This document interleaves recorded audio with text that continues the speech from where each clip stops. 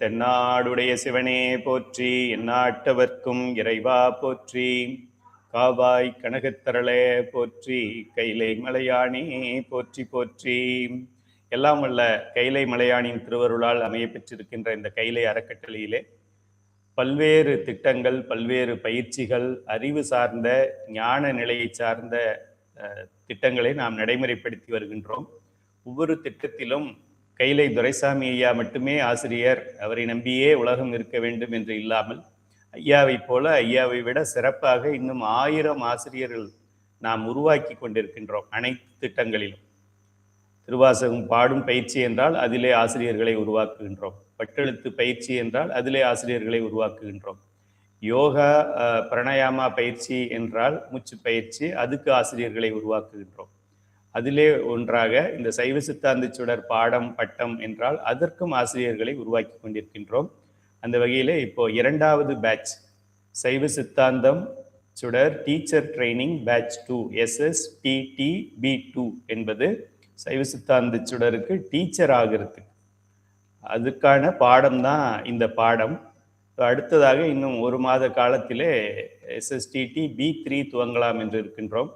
அனைவரும் ஒத்துழைப்பு கொடுத்து, இப்போ இதுவரைக்கும் ஐயா நான் B2ல நான் இல்லை, ஆனால் இது ரொம்ப ஆர்வமாக இருக்கேன் நான் படிக்கிறதுக்கு என்றால் நீங்கள் B3ல இணையலாம். இணைவதற்கு சைவ சித்தாந்த சுடர் பட்டம் பெற்றிருக்க வேண்டும்.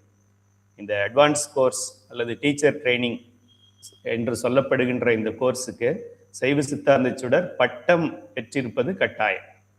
நான் இப்போ B7ல படிச்சுக்கிட்டு இருக்கேன், 100 மார்க் வாங்கியிருக்கேன் அப்படின்னாலும் நாட் எலிஜிபிள். ஆல்ரெடி பட்டம் நேர்முக தேர்வு அட்டன் பண்ணி பட்டம் பெற்றவர்கள் SSTTB3யில் இணைந்து கொள்ளலாம். நாம் இன்று பாடத்திற்குள் செல்வோம். இந்த நூல் 204 கேள்விகளை கொண்டது. கேள்விகளை கேட்டு அதற்கு பதில் சொல்வது போல இந்த நூல் அமைய பெற்றிருக்கின்றது. சென்ற வகுப்பிலே நாம் 128வது கேள்வி வரை பார்த்திருந்தோம். இந்த வகுப்பிலே 129வது கேள்வியை நாம் தொடங்குகின்றோம். காரிய அவத்தைகள், இதனுடைய தலைப்பு காரிய அவத்தைகள். முன்னால் நாம் பார்த்தது காரண அவத்தைகள். காரண அவத்தைகள் அதாவது கேள்வி 125 காரண அவத்தை. அதிலே நாம் கேவல நிலையிலே அவத்தை, அதாவது கேவல அவத்தை, அதுக்கப்புறம் சகல அவத்தை, அதுக்கப்புறம் சுத்த அவத்தை என்று 3 படித்தோம். இதெல்லாம் காரண அவத்தைகள், ஞாபகம் வச்சுக்கோங்க. அதான் காரணம், அதுல இருந்து காரியம் வெளியிலே வருகிறது. அந்த காரிய அவத்தைகளை இப்ப நம்ம சிந்திக்க போகின்றோம். 129வது கேள்வி 129 பக்கம் 120 திருவாவடுதுறை ஆதீன நூலிலே 120. கேவலம் சகலம் சுத்தம் என்ற 3 காரண நிலைகள் தவிர வேறு நிலை வேறுபாடுகள் ஆன்மாவிற்கு உண்டோ என்று மாணவர் கேட்கிறார். ஏன்னா ஆசிரியர் இதுக்கு முன்னாடி 3 அவத்தை நிலையை விளக்கினார். கேவல அவத்தை ஒன்று, சகல அவத்தை என்பது ஒன்று, அடுத்ததாக கேவலம் சகலம் சுத்தம். இவ்வளவுதானா, இன்னும் இருக்குதா அப்படின்னு மாணவர் கேட்கிறார். அதுக்கு ஆசிரியர் உண்டு. இப்போ இதுவரைக்கும் சொன்னதெல்லாம் காரணம் நன்றாக தெரிந்து கொள்ள வேண்டும். இந்த இடத்துல எல்லாருக்குமே ஒரு குழப்பம் இருக்கும். ஏற்கனவே ஏகப்பட்ட அவஸ்தையெல்லாம் போகணும்னு இந்த கிளாஸுக்கு வந்தால் இங்கேயும் அவஸ்தை பாடமாக எடுக்கிறாங்க என்று நினைக்கக்கூடாது. கொஞ்சம் குழப்பம் வரும். நிறைய அவத்தை சொல்கிறாங்களே அப்படின்னு சொல்லி, இது நம்ம படித்தது 3ம் காரண அவத்தை, ரூட் காஸ், மூல காரணம் என்று படித்தோம். இப்போ நம்ம படிக்க போகிறதெல்லாம் அதோடைய வெளிப்பாடு என்னவாக இருக்கும் அப்படிங்கிறது தான் படிக்க போகிறோம். வேறு நிலைகள் ஏதாவது இருக்குதா அப்படின்னு மாணவர் கேட்கிறாரு. இருக்குதுங்கிறத சொல்றதுக்கு ஆசிரியர் அப்படி ஒரு கேள்வி அதை போட்டு வாங்குறதுன்னு அது போல ஒரு கேள்வியை போட்டு இந்த பதிலை கொடுக்கிறார் நமக்கு. வேறு நிலைகள் உண்டா அப்படின்னு கேட்டா ஆமா உண்டு என்று உண்டு. உடம்போடு கூடி நின்று அறிந்தும் பல செயல்களை செய்தும் வருகின்ற சகல நிலையில் இடையே உறக்கம் வருகிறது. இப்போ சகல அவத்தை அப்படின்னு நம்ம சொல்லும் பொழுது சகலராகிய நாம் 3 மலங்களுக்கு கட்டுப்பட்டவர்கள். ஆணவம், கண்மம், மாயை 3மே நமக்கு இருக்கிறது. நமக்கு இருக்கின்ற இந்த அவத்தை நிலை சகல அவத்தை, காரண அவத்தை என்று சொல்லப்பட்டது. அந்த காரண அவத்தையிலேயே, அதாவது உங்களுக்கும் எனக்கும் சாதாரண மனிதர்களுக்கு காரண அவத்தை சகல அவத்தை அப்படின்னு நம்ம சொன்னாலும் அதையே இன்னொரு 5 நிலை அதுல இருக்குது அப்படிங்கிறத ஆசிரியர் இப்ப சொல்ல போறார். என்னென்ன நிலை வேறுபாடு? நம்ம இப்ப காலையில இருந்து நைட்டு 24 ஹவர்ஸும் ஒரே நிலையில இருக்கிறோமா அப்படி கிடையாதுல்ல. எத்தனையோ சேஞ்சஸ் நடக்குது நமக்கு. நம்ம இரவுல தூங்குறோம், தூங்க போறதுக்கு முன்னாடி கொஞ்சம் அப்படியே தூக்கம் வர்ற நிலையில இருக்கிறோம். இந்த வகுப்பு அட்டன் பண்ணும்போது கூட தூக்க நிலையில இருப்பீங்க. குறிப்பாக மலேசிய மாணவர்கள், உங்களுக்கெல்லாம் மணி நைட்டு 9:30 ஆகிவிட்டது. வகுப்பு முடியும் போது 11 மணி ஆகிடும் உங்களுக்கு. அதனால பாதி பேர் அவத்தையிலையும் ஆழமான அவத்தையில தான் இருப்பீங்க. ஆக நாம் தூங்க செல்வதற்கு முன்னர் தூங்குவது, தூங்குவதிலேயே நல்லா தூங்குறது, கனவு கண்டுகிட்டு தூங்குறது, அப்படி பல நிலைகள் இருக்கிறது. கனவு கண்டுகிட்டு தூங்கியிருந்தோம்னா அந்த தூக்கம் முழுமையான தூக்கம் அல்ல என்று அர்த்தம். கனவு இல்லாம ஒரு தூக்கம் ஒரு இரவு நம்ம தூங்கி இருக்கிறோம் அப்படின்னா, அதாவது எப்படி சொல்லுவோம், நம்ம அதை படுத்தது தான் தெரியும், திரும்ப முழிச்சு பார்த்தா காலையில் 6 மணி ஆயிடுச்சு. அப்படின்ற தூக்கம் தான் சரியான தூக்கம், குவாலிட்டியான ஸ்லீப் என்று சொல்லுவார்கள். கனவு தொந்தரவு பண்ணிக்கிட்டே இருந்தது, நம்ம பாதியில் முழிச்சிட்டோம் அப்படிலாம் இருந்ததுன்னா அது ஒரு அரைகுறை ஸ்லீப்பாக இருக்கும், முழு முழு பலத்தை நமக்கு தராது. அப்படி பல செயல்களை செய்து வருகின்ற சகல நிலையில் இடையே உறக்கம் வருகிறது. உறக்கத்திற்கு முன்னே கனவு உண்டாகிறது. கனவுக்கு முந்தியது விழிப்பு நிலையாகும். எனவே உயிர் விழிப்பு நிலையிலிருந்து கனவு நிலைக்கும் பின் உறக்க நிலைக்கும் செல்கிறது என்பது புலனாகும். இப்போ நம்ம தூங்க போகும் பொழுது நம்ம இப்போ நனவு நிலையில இருக்கிறோம், நார்மல் நிலையில இருக்கிறோம். படுக்க போகும்போது அந்த அப்படியே தூக்கம் நம்மளை அசுத்தும் போது என்ன ஆகுது, ஒரு அரை தூக்கமாக நம்ம இருப்போம். இந்த நேரங்களில் நமக்கு நிறைய கனவுகள் எல்லாம் வரலாம். சில பேருக்கு முழு இரவு கூட கனவு வரும். அந்த கனவு நிலையை விட்டு இன்னும் கொஞ்சம் ஆழமாக நம்ம தூங்கிட்டோம்னா கனவு கூட வராது, அந்த அளவுக்கு அசந்து தூங்கிடுவோம். அந்த நிலைக்கு பெயர் உறக்க நிலை என்று பெயர். ஆக விழித்திருக்கின்ற நிலை ஒன்று, அப்புறம் ஒரு ஒரு அப்படியே அரை தூக்கத்தில் இருக்கிறது ஒன்று, முழு தூக்கத்தில் இருக்கிறது ஒன்று என்ற 3 நிலைகள் விழித்து இருக்கிறதுலேருந்து தூக்கத்துக்கு போகிறதுக்குள்ளேயும் 3 இருக்கு. உறக்கத்தில் மேலும் 2 வகை உண்டு. தூங்குறோம் அப்படின்னு சொன்னாலும் அதையும் இன்னும் 2ஆ பிரிக்கிறோம். அதிலே ஒன்று மிகவும் சோர்வுற்ற காரணத்தால் நிகழும் ஆழ்ந்த உறக்க நிலை. ரொம்ப டயர்டாகி 2 நாளாச்சு தூங்கி, ஒரே ஏதோ வீட்டில் ஃபங்க்ஷனோ இல்லை ஏதோ வேலையோ ட்ராவலோ சரியாக தூங்காமல் 2 நாள் இருந்துட்டு அடுத்த நாள் யாரும் என்னை தொந்தரவு பண்ணாதீங்கன்னு மொபைலை சைலண்ட் மோடில் போட்டு இல்லைன்னா சுவிட்ச் ஆஃப் பண்ணிவிட்டு கதவெல்லாம் பூட்டிட்டு யாருக்கும் எந்த இதுவும் சொல்லாமல், யாரும் என்னை தொந்தரவு பண்ணக்கூடாது, டீ காஃபி எதுவும் வேண்டாம், நானாக எழுந்திருக்கிற வரைக்கும் யாரும் என்னை தொந்தரவு பண்ணக்கூடாது அப்படின்னு வீட்டில் ஒரு கண்டிஷனை போட்டு தூங்குவோமே, அந்த தூக்கத்தில் அது ஒரு ஆழ்ந்த உறக்க நிலை அப்படின்னு சொல்லலாம். அந்த நிலையை நம்ம தூய தமிழில் சொல்லும்போது பேர் உறக்கம், பேர்னா பெரிய உறக்கம், பெரிய உறக்கம் பேருறக்கம் என்று சொல்லுவோம். மற்றொன்று அப்பேருறக்க நிலையையும் தாண்டி உணர்வே இல்லாதது உயிரானது முழு அறியாமையில் அழுந்தி பிராணவாயுவாகிய மூச்சு காற்றும் இயங்காது அடங்கி நிற்கும் நிலையாகும். பிராணவாயு கூட மூவ் ஆகாம, இப்போ நார்மலாக நம்ம மூச்சு விடும் பொழுது சின்ன மூச்சு பெரிய மூச்சு அப்படிலாம் விடுறோமே, அது கூட இல்லாம அடங்கி நிற்கின்ற ஒரு நிலை. அந்த நிலைக்கு பெயர் உயிர்ப்பு அடங்கல் என்று பெயர். உயிர்ப்பு என்பது பிராணவாயுவை குறிக்கிறது. உயிர்னு சொல்லுவோம் நம்ம. உயிர் போயிடுச்சு அப்படின்னு சொன்னோன்னா அர்த்தம் பிராணவாயு சுத்தமாக போயிடுச்சுன்னு அர்த்தம். பிராணவாயு உடலை விட்டு போயிடுச்சு அப்படின்னா உயிர் போயிடுச்சு. பிராணவாயு இருக்கு, ரொம்ப அடங்கி இருக்கு, அது இருக்கிறதே தெரியாத அளவுக்கு உள்ள போய் சுரங்கத்துக்குள்ள இருக்கு, அதுல பாதாளத்துல அண்டர் கிரவுண்ட்ல போய் மறைஞ்சிக்கிட்டு இருக்கு அப்படிங்கிற ஒரு நிலைக்கு பெயர் உயிர் படங்கள் என்று பெயர். பல மாணவர்கள் இதை படிக்கும் பொழுது உயிர் படங்கள் அப்படின்னா டெத் அப்படின்னு நினைச்சுக்கிறாங்க, இறந்து விட்டார் அப்படின்னு நினைக்கிறாங்க. உயிர் போயிடுச்சு, உயிர் அடங்கிடுச்சு அப்படி அர்த்தம் இல்லை. உயிர் சும்மா அடங்கி உட்கார்ந்துருக்கு என்று அர்த்தம். ஆக பிராணவாயு மூலாதாரத்திலே போய் உட்கார்ந்துகின்ற அந்த நிலைக்கு பெயர் உயிர்ப்பு அடங்கல் என்று பெயர். இங்கு காட்டிய 5 கவுண்ட் பண்ணிக்கங்க, அடுத்த பேஜில் அது வருது. விழிப்பு 1, அடுத்தது கனவு, அடுத்தது உறக்கம், அதுக்கப்புறம் அதுல பேர் உறக்கம், அதுல இன்னும் பேர் உறக்கம், அதுக்கு பெயர் உயிர் படங்கள்.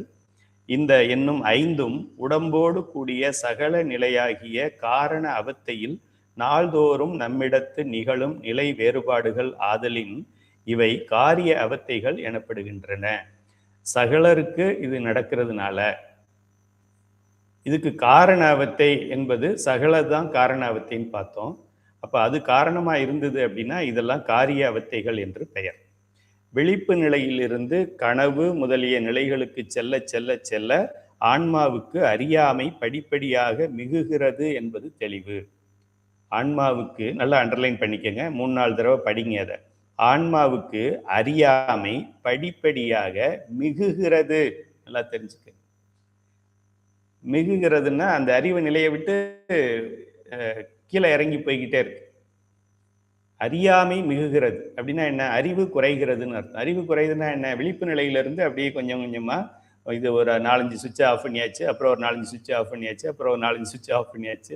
அப்படியே கடைசியா எப்படி நைட் லேம்ப் மட்டும் போட்டுட்டு வீட்டில் தூங்கிடுறோமோ அது போல கடைசியா கொண்டு போயிட்டு இந்த ஆன்மாவை மூலாதாரத்திலே விட்டு விட்டு மற்ற கருவிகள் எல்லாம் அதை விட்டு ஒதுங்கி நின்றோம். விழிப்பு நிலையிலிருந்து கனவு முதலிய நிலைகளுக்கு செல்ல செல்ல ஆன்மாவுக்கு அறியாமை படிப்படியாக மிகுகிறது என்பது தெளிவு. அறிவற்ற நிலை கேவலம் எனப்படும். ஆதலின் ஆன்மா படிப்படியாக அறியாமையில் ஆழ்கின்ற இவ்5 நிலைகளையும் கேவல 5 அவத்தைகள் என்பர். 5 ஸ்டேஜ் இருக்கிறதுனால 5 அவத்தைகள். 5 புராணத்தை பஞ்ச புராணம் சொல்ற மாதிரி 5 அவத்தை நிலை என்று நாம் சொல்கின்றோம். இது ரொம்ப ஈஸியான பாடம். ஏன்னா இந்த மாதிரி சித்தாந்த நூல்கள்ல பெரிய பெரிய வார்த்தையெல்லாம் பயன்படுத்தி இது அவத்தை, இது கேவல அவத்தை, இது கேவலத்துல காரண அவத்தை, இது காரிய அவத்தை, இதுக்கு என்ன அவத்தை, இதுக்கு கேவல சாக்கிரம், கேவல சொப்பனம், கேவல சுளுத்தி, கேவல துரியம், கேவல துரியாதீதம், சாக்கியம் சொப்பனம் சுளுத்தி துரியம் துரியாதீதம்னு ஒன்று. ஐயா இந்த வாரம் வகுப்புக்கு நான் வரல, tata bye bye see you அப்படின்ட்டு சைவ சித்தாந்தத்துக்கே ஒரு முழுக்கு போட்டுட்டு வெளியில போயிடுவாங்க. அப்படிலாம் நம்ம அதை பார்க்க வேண்டிய அவசியம் கிடையாது. முழிச்சுக்கிட்டு இருக்கோம், ஆழ்ந்து தூங்க போறோம். அப்போ இந்த அறிவு விளக்கம் பெறுவது, மூளையை ஒட்டி உயிர் நிற்கும் பொழுது அறிவு நல்லா ஃபுல்லா விளங்கிக்கிட்டு இருக்கு. நமக்கு இப்போ 6 அறிவும் விளங்கி கொண்டு இருக்கிறதுன்னு அர்த்தம். அப்புறமா கொஞ்சம் கருவிகள் எல்லாம் சுவிட்ச் ஆஃப் பண்ணிக்கிட்டு கீழே இறங்கும் பொழுது கொஞ்சம் அறிவு மந்தமாயிடுது, அரை தூக்கம் ஆயிடுதுல்ல. அப்போ என்ன ஆகுது, நமக்கு நார்மலா முழிச்சுக்கிட்டு இருக்கு. இப்போ வகுப்பு நடத்தும் அரை தூக்கத்துல இருந்தேன்னா எப்படி வகுப்பு நடத்த முடியும் உங்களுக்கு? அப்போ ஏதோ ஃபுல் ஃபங்க்ஷன் நமக்கு இல்லை. ஒரு வீட்டிலையோ இல்லை ஒரு மண்டபத்திலேயோ ஒரு பாதி இடத்துல யாருமே ஆள் இல்லையப்பா, சுவிட்ச் லைட்லாம் ஆஃப் பண்ணுங்கப்பா அப்படின்னு சொன்னால் முதல்ல ஒரு 10 சுவிட்சை ஆஃப் பண்ணுவாங்க. சில இடம் இருட்டாக இருக்கும், சில புலங்குற இடம் மட்டும் வெளிச்சமாக இருக்கும். அதுபோல் மூலாதார இங்கே நெற்றி புருவத்தில் இருந்த இந்த ஆன்மா கீழே இறங்கி இங்கே வருது. அதுக்கப்புறமா இன்னும் கொஞ்சம் சுவிட்சஸ் ஆஃப் பண்ணிட்டு இங்கே வருது. அதுக்கப்புறம் இறங்கி அங்கே போகுது. அதுக்கப்புறம் இறங்கி மூலாதாரத்துக்கு போகுது. இது மாதிரி ஒரு 5 நிலைகளிலே இது ஏறி இறங்குது. இதுல நம்ம தமிழ்ல இதை சொல்ல போனா விழிப்பு நிலை, முழிச்சுக்கிட்டு இருக்கிற நேரம். அடுத்தது கனவு நிலை, படுத்துட்டோம் தூங்குறோம், ஆனா அது முழுமையான தூக்கம் இல்லை. இன்னும் உடலுக்குள்ள அந்த என்ன சொல்றது, இந்த 5 புலன்கள் தான் தூங்கிக்கிட்டு இருக்குதே தவிர உள்ளுக்குள்ள இன்னும் உயிருக்கும் உயிரை சார்ந்திருக்கின்ற இந்த பிராணவாயுக்கும் ஒரு ரெஸ்ட் கிடைக்கல. அதனால அது வேற எதையோ நினைச்சுக்கிட்டு இருக்குது. கடைசியா பார்த்த சினிமா படம், அப்புறமா சண்டை போட்டது, அதெல்லாம் நினச்சிக்கிட்டு எப்போதுமே கனவு ஏதாவது இந்த வாழ்க்கை தான் கொஞ்சம் துன்பமாக இருக்குன்னு தூங்குனா கனவு அதை விட துன்பமாக இருக்கு. என்னவோ மலையில் ஏறின பிறகு நம்ம மேலே ஏறின பிறகு அங்கே இருக்கிற எல்லாத்தையும் கழட்டிட்டாங்க, இப்போ என்ன பண்ணுறதுன்னு தெரியல, கீழே விழுந்தோன்னா உயிர் போச்சு அப்படின்னு, ஐயோ உயிர் போயிடுமா அப்படின்னு நினச்சோன்னா கனவு கலைஞ்சிருது. கனவையாவது நிம்மதியாக காண முடியுதான்னா அது கூட பல பேருக்கு கிடைக்கிறது கிடையாது. அதுக்கு தான் கனவிலும் திருமுறைகள்ங்கிற திட்டத்தை நம்ம துவங்கி இருக்கிறோம். அந்த பணி நைட்டு 9 மணிக்கு நீங்கள் அதில் கலந்து கொண்டு தூங்குனாக்க இந்த நேரம் அந்த கனவு நிலைக்கே நிற்காம இங்கே இருக்கிறது சர்றன்னு இறங்கி கீழே வந்து கீழே போக போக எல்லா கருவிகளையும் சுவிட்ச் ஆஃப் பண்ண என்ன ஆகும், அது அறிவு இல்லாமல் ஆயிடும். ஆணவ மலத்துக்கு முன்னாடி இருந்தமே கேவல நிலை அங்கே போயிடும். அப்போ அது அறிவற்ற நிலை, அறிவு விளக்கம் இல்லாத நிலை. திரும்ப காலையில் நம்ம எழுந்திருக்கும் போது கொஞ்சம் கொஞ்சமாக அது ரைஸ் ஆகி இங்கே வரும். அப்போ என்ன ஆகுது, அறிவு விளக்கம் வந்தது. காலையில் பார்க்குறோம், ஓகே முதல்ல இப்படி முழிக்கிறோம், எங்கே இருக்கிறோன்னு பார்த்துக்கிறோம், ஓகே பெட்டில் தான் இருக்கோம், வீட்டில் தான் இருக்கோம், ஓகே யார், ஓகே லைட் போட்டேன், ஓகே மணி என்ன, ஓகே அப்படி கொஞ்சம் கொஞ்சமாக அறிவு விளக்கம் வந்து நம்ம எழுந்திரிச்சு பணிகளுக்கு செல்ல ஆரம்பிச்சிடும். அந்த இடைப்பட்ட நேரத்தில் தான் மேலேருந்து கீழே இறங்குறது, கீழேருந்து மேலே போகிறது. ஒரு அப்பார்ட்மெண்ட்ஸ்லாம் லிஃப்ட் ஏறும், 5th floor 4th floor 3rd floor 2nd floor 1st floor. Apartment பார்த்துருக்கோமோ இல்லையோ, மெடிக்கல்ஸ் இது பார்த்து ஹாஸ்பிட்டலில் லிஃப்ட் எல்லாரும் பயன்படுத்தி இருக்கிறோம். அப்புறம் திரும்ப 0ல இருந்து 1 2 3 4 5 5 4 3 2 1 0 01234554321 அப்படின்னு தினந்தோறும் இந்த வருஷம், போன வருஷம், அதுக்கு முந்தின வருஷம் 2024, 22 பிறந்ததுல இருந்து இறக்கின்ற வரைக்கும் இந்த லிஃப்ட் மேலையும் கீழையும் போய்கிட்டே இருக்கு. இதெல்லாம் யாரு மெயின்டைன் பண்றாங்க? ஒரு ஹாஸ்பிட்டல்ல லிஃப்ட் ஆப்ரேட் பண்றதுக்கு ஒரு ஆப்ரேட்டர் இருப்பாங்க. இல்லாம அது நகராது. நம்ம உயிர் இப்படி மேலையும் கீழையும் ஏறி இறங்கிக்கிட்டே இருக்குது. அதனால இந்த சாக்கிரம், சொப்பனம், செலுத்தி, துரியம், துரியாதீதம்னு படிச்சாலும் ஓகே, அல்லது விழிப்பு நிலை, கனவு நிலை, உறக்க நிலை, பேருறக்க நிலை, உயிர்ப்படங்கள் நிலைனாலும் ஓகே. நம்மளுடைய நூல்ல சைவ சித்தாந்த சுடர்ல ரொம்ப எளிமையானது என்னவோ அதை மட்டும் எடுத்திருக்கிறோம். இதுல எந்த பக்கத்துல இது இருக்குன்னு உங்களுக்கு தெரியும்னு நினைக்கிறேன். 5 உடல்கள் அப்படிங்கிற பாடம் படித்தோம். அந்த அழகுல இது இருக்கு. அழகு 9.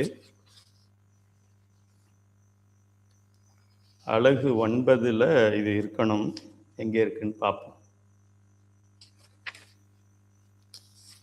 9ஆ 10ஆ?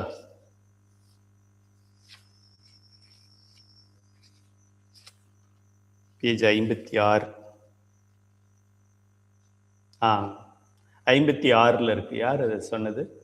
விஜயராவ். ரொம்ப நன்றி. கனவு நிலையில் தூள உடலை விடுத்து, அதாவது கனவுக்கு முன்னாடி முந்தின பேஜ்ல என்ன இருக்கு? ஆன்மாவானது சாதாரண விழிப்பு நிலையில் 5 உடல்களோடும் பொருந்தி இருக்கும். கனவு நிலையில் தூள உடலை விடுத்து பல கருவிகளை சுவிட்ச் ஆஃப் செய்து விட்டு சூக்கும உடலுக்கு வந்துடும்.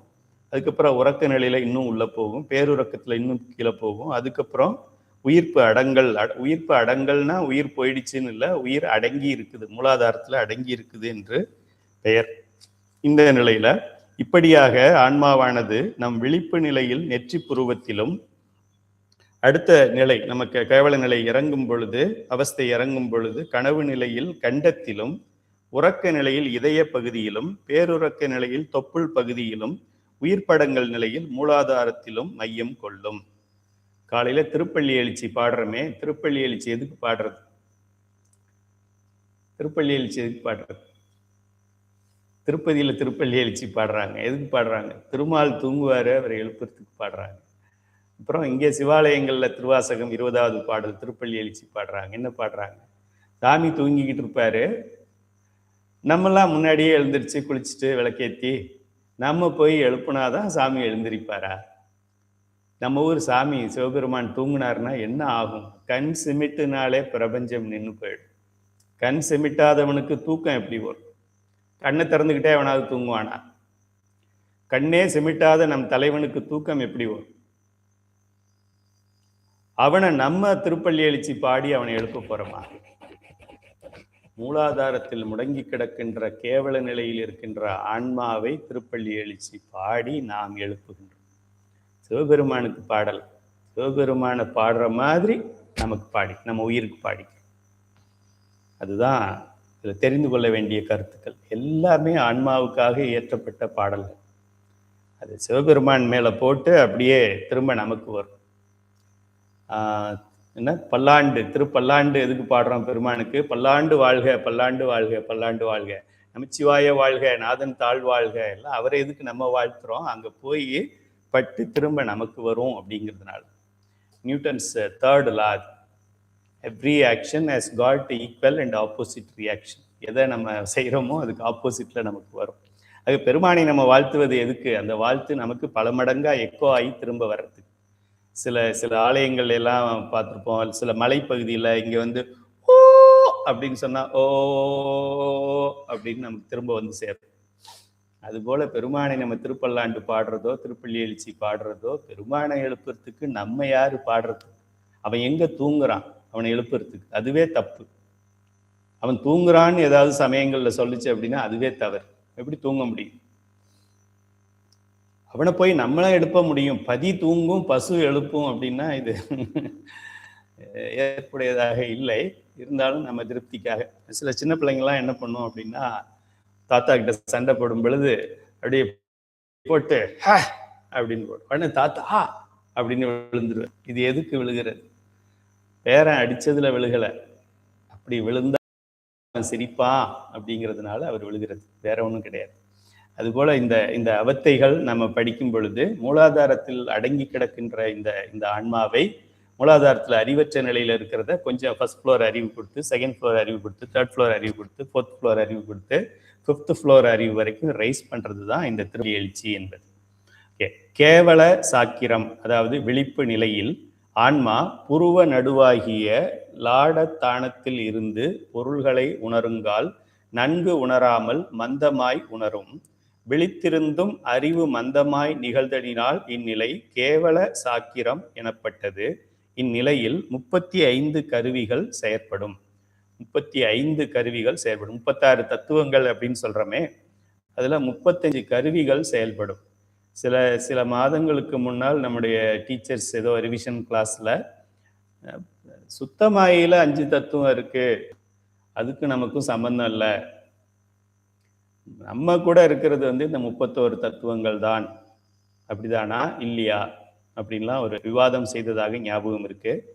ஆசிரியர் சொல்லியிருக்கிறாரு 35 கருவிகள் செயல்படும் அப்படின்னு சொல்லியிருக்காரு. அப்படின்னா என்ன அர்த்தம்? சுத்த வித்தையும் நம்மளோட சேர்ந்து இயங்கிட்டு இருக்குது அப்படின்னு தான் அர்த்தம். இக்கருவிகளுள் 10 கருவிகள் செயற்படாமல் நீங்க ஏனைய 25 கருவிகள் தொழிற்பட ஆன்மா கீழ் நோக்கி இறங்கி கேவல சொப்பனம் என்னும் நிலையை அடைகிறது. கனவு நிலைன்னு எழுதிக்கங்க. அந்த அங்கங்கே பிராக்கெட் பண்ணி எழுதிக்கங்க. ஃபர்ஸ்ட் பேராகிராஃப்ல ஆசிரியர் ரெண்டையுமே கொடுத்துருக்காரு, கேவல சாக்கிரம் அல்லது விழிப்பு நிலையில் அப்படின்னு பக்கத்திலே கொடுத்துட்டாரு. இங்கே கொடுக்கும் பொழுது அந்த கேவல சொப்பனத்துக்கு நீங்க கனவு நிலைன்னு எழுதிக்கங்க. சொப்பனம் கண்டன்னு சொல்லுவாங்க கிராமத்துல எல்லாம், அதுதான் என்னும் நிலையை அடைகிறது. இதற்கு இடம் கண்டத்தானமாகிய கழுத்து, அவ்விடத்தில் நிகழ்வது கனவு. கேவல சொப்பனத்தில் தொழிற்படும் 25 கருவிகளுள் சித்தம் என்னும் அகக்கருவி, பிராணன் என்னும் வாயு, புருடன் ஆகிய 3 கருவிகள் தவிர, சித்தம் இருக்குது, பிராணவாயு இருக்குது, புருடன்கிற தத்துவம் இருக்குது, 2 தத்துவ கருவிகளும் 1 தசவாயு கருவியும், அதுல இருக்கிற தாத்வீகம் ஒன்றும், அதெல்லாம் சேர்ந்து மற்ற எல்லாமே நீங்கி விடுகிறது. இம்மூன்று கருவிகள் மட்டும் தொழிற்படும் கேவல சுளுத்தி என்னும் நிலை. கேவல சுளுத்தி என்றால் உறக்கம் என்று பெயர். பிராக்கெட்ல கேவல சுளுத்திங்கிற இடத்துல உறக்கம்னு எழுதிக்கங்க. ஏன்னா இந்த சுளுத்தி சொப்பனம் இதெல்லாம் எனக்கு ஏறுறது இல்லை, அதனால உங்களுக்கும் அது ஏறாதுன்னு நினைக்கிறேன். 4-5 வருஷம் 10 வருஷம் ஏற்கனவே சைவ சித்தாந்த ரத்தினம் 7 தடவை வாங்கியிருக்கிறேன்றவங்களுக்கு இது ஒரு ஃபேஷன்.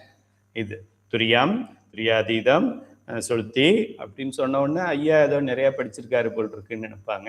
நமக்கு அவங்கள வணங்கிட்டு நமக்கு புரிகிற மாதிரி நம்ம தமிழ்ல நமக்கு என்ன சொல்றது, நனவு நிலை, நனவு நிலையிலிருந்து கனவு நிலை, அதுக்கப்புறம் அதுல இருந்து நல்ல உறக்க நிலை, அது பேருறக்க நிலை, அதுக்கப்புறமா உயிர் படங்கல் நிலை, அதுக்கு அடுத்த நிலை என்ன, உயிர் போதல் நிலை. அது அந்த நிலை நம்ம சிலபஸ்ல கிடையாது. அங்கு தொழிற்படும் 3 கருவிகளுள் சித்தம் என்னும் ஒரு கருவி செயல்படாது. நீங்க சித்தமும் ஒரு இடத்துல நம்மளை விட்டுட்டு போயிடும்.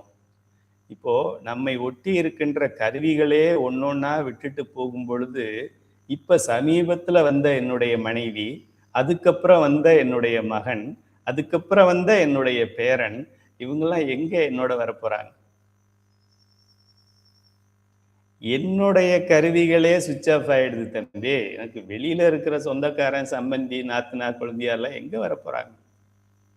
அவங்களுக்காக வாழ்க்கையில 99% நேரத்தையும் 99% டென்ஷனையும் 99% பிளட் ப்ரெஷரையும் ஏத்திக்கிட்டு அவங்களுக்காகவே நம்ம வாழ்க்கையை வீணாக்கி போறதை விட நமக்காக வாழ்கின்ற ஒரு நிலையை நாம் உருவாக்க வேண்டும். மற்றவர்களுக்காக வாழ்ந்ததெல்லாம் போதும். அடிப்படை தேவைகளை பூர்த்தி பண்றோம். திருமணம் ஆயிருக்கு, கணவன் இருக்காரு, கணவனுக்கு மனைவி அவருக்கு வேண்டிய பணிவிடைகளை செய்து தரணும். ஓகே, ஐயா சமைச்சாச்சு, சாப்பாடு ரெடியா இருக்கு, சாப்பிடுங்க. அப்புறம் மனைவிக்கு என்ன வேணும், அம்மா பொங்கல் வருது, பட்டுப்புடவை வாங்கியாச்சு, கட்டிக்க. அதெல்லாம் நம்ம செய்யணும்.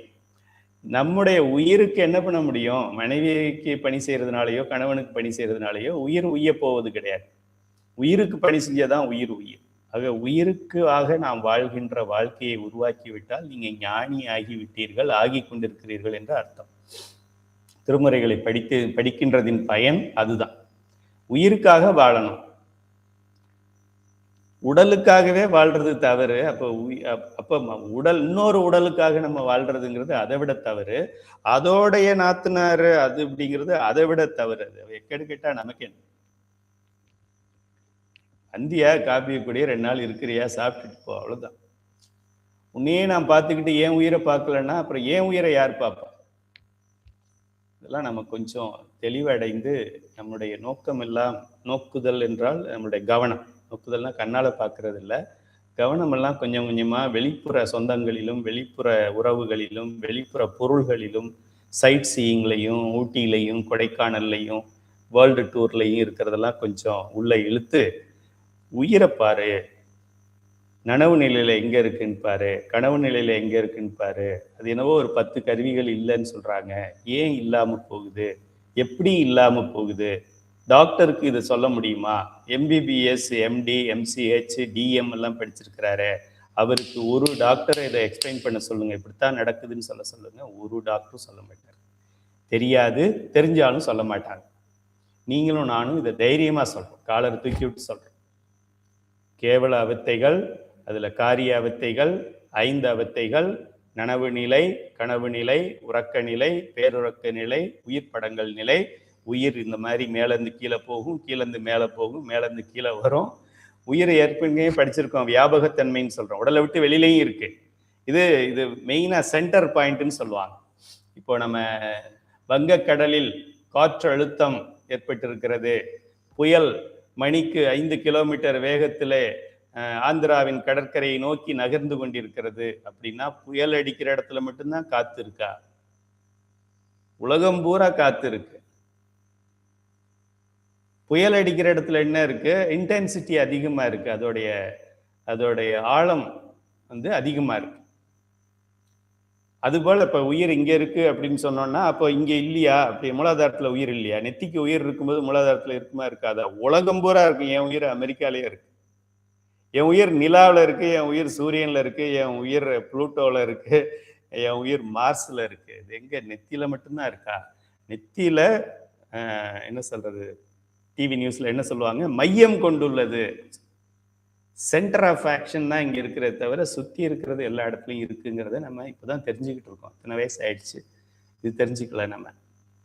இந்த 2 கருவிகளுள் பிராணவாயுவும் செயற்படாது நின்றுவிட, ஒரு ஸ்டேஜில் பிராணவாயுங்கிறது அதோடைய வேலை செய்யாம நின்றுவிட ஆன்மாவுக்கு கேவல துரியாதீதம் அல்லது உயிர் படங்கள் என்னும் நிலை உண்டாகிறது. இந்நிலையில் புருடன் என்பது தவிர வேறு கருவி ஒன்றும் இன்றி ஆன்மா அவிச்சை எனப்படும் அறியாமையை அனுபவித்து கொண்டு மூலாதாரத்தில் ஒடுங்கி கிடக்கும். நம்ம கேவல நிலையில இருந்தோம், இருட்டு அறையில் குருட்டு குழந்தையை போல இருந்த நம்மைன்னு சொல்றோமே, அது ஒரிஜினலா இருந்தது, இது ஜெராக்ஸ்ல இருக்கிறது. இதுலயும் நம்ம அந்த மூலாதாரத்துக்கு நம்மளுடைய ஆன்மா போய் அங்க மையம் கொண்டு நிற்கும் பொழுது எப்படி இருக்கும் நமக்கு? அறிவு விளக்கமே இருக்காதே, கண்ணு பார்க்காது, காது கேட்காது, ஒண்ணுமே கிடையாது, அது பாட்டுக்கு செத்த போன மாதிரி கிடக்கும். அந்த நிலைக்கு போறது இதுக்கு என்ன சொல்றாங்க? மூலாதாரத்தில் ஒடுங்கி கிடக்கும், நிற்கும் பேசிக்கிட்டு இருக்கும் கிடையாது, ஒடுங்கி கிடக்கும் ஆன்மா கீழ் நோக்கி இறங்கும் நிலையில் முடிவான நிலை இதுதான் கிரவுண்ட் ஃப்ளோர் 0. இது கிரவுண்ட் ஃப்ளோர்னா முதல் நம்ம நிலை 1 வச்சிருக்கிறோம். இங்கனம் கேவல துரியாதீதத்தில், அதாவது உயிர் படங்களில், பக்கத்துல எழுதிக்கங்க தமிழ் வேண்டியவர்கள், அறியாமையே வடிவாய் கிடந்த ஆன்மா திரும்பவும் மேல் நோக்கி ஏறும். காலையில பொழுது விடியும் பொழுது ஏறும். ஒவ்வொரு நிலையாக மேலே மேலே ஏறும் போது முன்பு அங்கங்கே நீங்கி சென்ற கருவிகள் மீளவும் அவ்வவ்விடங்களில் வந்து கூடும். இந்த முறையில் ஆன்மா கேவல சாக்கிரம் என்னும் நிலை வரையில் ஏறி புருவ நடுவாகிய இடத்தை அடையும். இங்க வந்துடும், நனவு நிலைக்கு வந்துடும். காலையில தூங்கி எழுந்திருக்கும் போது ஆக்சுவலா இதுதான் சயின்ஸ், இதுதான் பகுத்தறிவு. நம்ம என்ன நினைக்கிறோம்? படுத்தேன்ப்பா, தூங்கிட்டேன்ப்பா, தூங்கிட்டு இருந்தேன்ப்பா, திடீர்னு முழிப்பு எழுந்திரிச்சிட்டேன்ப்பா அப்படின்னு சொல்றான். அப்படி நடந்த மாதிரி சொல்றான். அந்த அப்படிக்குள்ளதான் இதெல்லாம் ஏறி ஏறி இறங்கிக்கிட்டு இருக்கு உயிர் கருவிகள் சேருது, கருவிகள் பிரியுது, அப்புறம் இது ஏறுது, இது பிரியுது. இப்போ ட்ரெயினில் லாங் டிஸ்டன்ஸு சென்னையிலேருந்து டெல்லி போகிறீங்கன்னு வச்சுக்கோங்க. ட்ரெயின் கன்னியாகுமரி எக்ஸ்பிரஸ் இருக்குது காசிக்கு போகிறவங்களுக்கு. கன்னியாகுமரியில் கொஞ்சம் பேர் தான் ஏறியிருப்பாங்க. அப்புறம் நாகர்கோவிலில் கொஞ்சம் பேர், விருதுநகரில் கொஞ்சம் பேர், மதுரையில் கொஞ்சம் பேர், திண்டுக்கல்லில் கொஞ்சம் பேர், திருச்சியில் கொஞ்சம் பேர், அப்படியே கொஞ்சம் பேராக ஏறி சென்னை எக்மோரை தாண்டுற வரைக்கும் ஏறிக்கிட்டே போவாங்க. அப்புறமா ஆக்ரா பக்கம் போயிட்டோம் அப்படின்னாக்கா அப்புறம் கொஞ்சம் கொஞ்சமாக இறங்க ஆரம்பிச்சிருவாங்க. அதே நிலையில தான் இந்த கருவிகள் கூடுதலும் பிரிதலும் தினந்தோறும் மினிமம் ஒரு தடவை நடக்குது. Minimum 1 time. சில பேர் 3 தடவை தூங்குறவங்க இருக்காங்க. காலையில சாப்பிட்டுட்டு ஒரு தூக்கம், மத்தியான சாப்பாட்டுக்கு அப்புறம் ஒரு சின்னதா ஒரு 45 நிமிஷம் தூக்கம், அப்புறம் நைட்டில் ஒரு 4.5 மணி நேரம் தூக்கம். இப்படி தூக்கமே 3 தடவை தூங்குறவங்க இருக்காங்க. இப்போ அவங்களுக்கு எத்தனை தடவை கருவிகள் பிரிஞ்சு சேருது அப்படின்னா 6 முறை பிரிஞ்சு சேரும். ஒரு தூக்கத்துக்கு 2 முறை ஆகும். அதனால அடிக்கடி கருவிகளை பிரிக்காம இருங்க. பகல்ல தூங்குறது நல்லது இல்லை அப்படின்னு சொல்லுவாங்க. சரி, இங்கனம் கேவல துரியாதீதத்தில் அறியாமையே வடிவாக கிடந்த ஆன்மா திரும்பவும் மேல் நோக்கி ஏறும். ஒவ்வொரு நிலையாக மேலே ஏறும்போது முன்பு அங்கங்கே நீங்கி சென்ற கருவிகள் மீண்டும் அவ்வவிடங்களில் வந்து கூடும். இதெல்லாம் யாருப்பா பார்த்துக்கிறாங்க? யாரால பார்க்க முடியும்? நல்லா யோசிச்சு பார்க்கணும். சிவபெருமானுடைய கருணைனா என்ன அப்படிங்கிறத நம்ம யோசிக்கணும். இப்போ என்னுடைய உயிர் இங்கே இருக்கும் பொழுது, எல்லா கருவிகளோட இருக்கும் பொழுது, கைலை துரைசாமி ஐயா சைவ சித்தாந்த பேராசிரியர், கைலை அறக்கட்டளை நிறுவனர் எல்லாம் பண்ணிக்கிட்டே இருக்கு. கொஞ்சம் கீழே இறங்கிடுச்சு அப்படின்னா கண்ணு தெரியாது, காது கேட்காது, மூக்கு நுகராது, நாக்கு சுவைக்காது, ஒன்றும் தெரியாது. 5 புலன்களும் அடைபட்டு போயிடும். அப்புறம் கீழே இறங்கிச்சுனாக்க அப்புறம் கீழே இறங்கினால்னு இப்போ நம்ம படித்தோம். திரும்ப ஏறும்போது அது வந்து சேர்க்கிறது யாரு பண்றாங்க? என்னோட அறிவு பண்ணல, அது உங்களுக்கு தெரியும். நம்மளுடைய அறிவு பண்ணிக்கல. நம்மளுடைய உயிர் அதுவா பண்ணிக்காது. உயிர் அதுவா, அப்பா என் கூட வந்தவங்களாம் கொஞ்சம் இறங்கிக்கங்க. ஓகே, நான் அடுத்து கிரவுண்ட் 2nd ஃப்ளோர் போயிட்டேன். இங்கே இறங்குறவங்களாம் இறங்கிக்கங்க. லிஃப்ட் முதல் ஃப்ளோர் அடைந்து விட்டது. முதல் ஃப்ளோர் இறங்குறவங்களாம் இறங்கிக்கங்க. இந்த மாதிரி உயிரை அறிவிச்சுக்கிட்டே போகுதா? உயிரே அறிவித்தால்தான் அறியும்.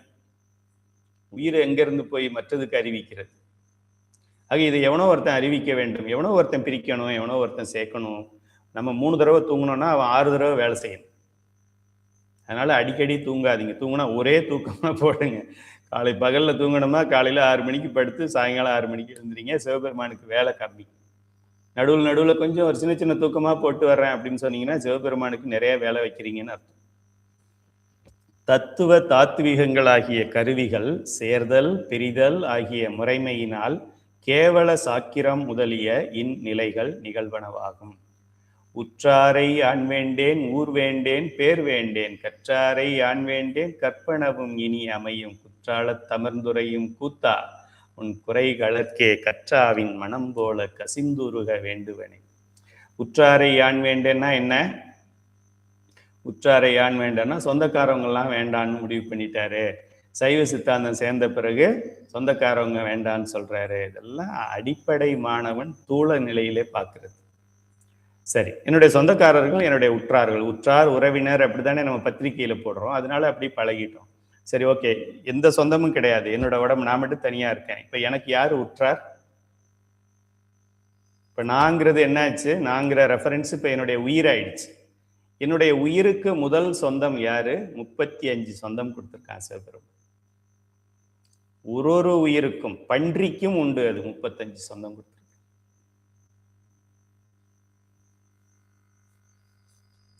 அதான் நமக்கு முதல் உறவு. அதை வைத்துக்கொண்டு நாம் படித்து, அதை வைத்துக்கொண்டு வேலை வாங்கி, அதை வைத்துக்கொண்டு ஒரு திருமணம் பண்ணிக்கொண்டு, அதை வைத்துக்கொண்டு சில குழந்தைகளை பெற்றுக்கொண்டு, அதை வைத்துக்கொண்டு அதற்கு கல்யாணம் பண்ணி, அதை வைத்துக்கொண்டு அவர்களுக்கு பேரம்பேத்தியை பார்த்து, இதெல்லாம் எங்க சென்டர் பாயிண்ட் எங்க இருக்கு? முதல் உறவு நமக்கு யாரு என்றால் கருவிகளிலே 36 தத்துவங்கள் தான் நமக்கு முதல் உறவு. ஆக உற்றாரை யான் வேண்டேன் அப்படின்னா இந்த கருவி கரணங்கள் எல்லாம் எனக்கு வேண்டாம், எடுத்துக்க. ஊர் வேண்டேன், நான் எனது என்பது வேண்டேன்.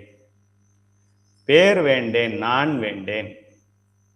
கருவி கரணங்கள் வேண்டேன், எனது வேண்டேன். எனதுன்னா புறப்பொருள்கள், அதுதான் ஊர்னு சொல்றாரு.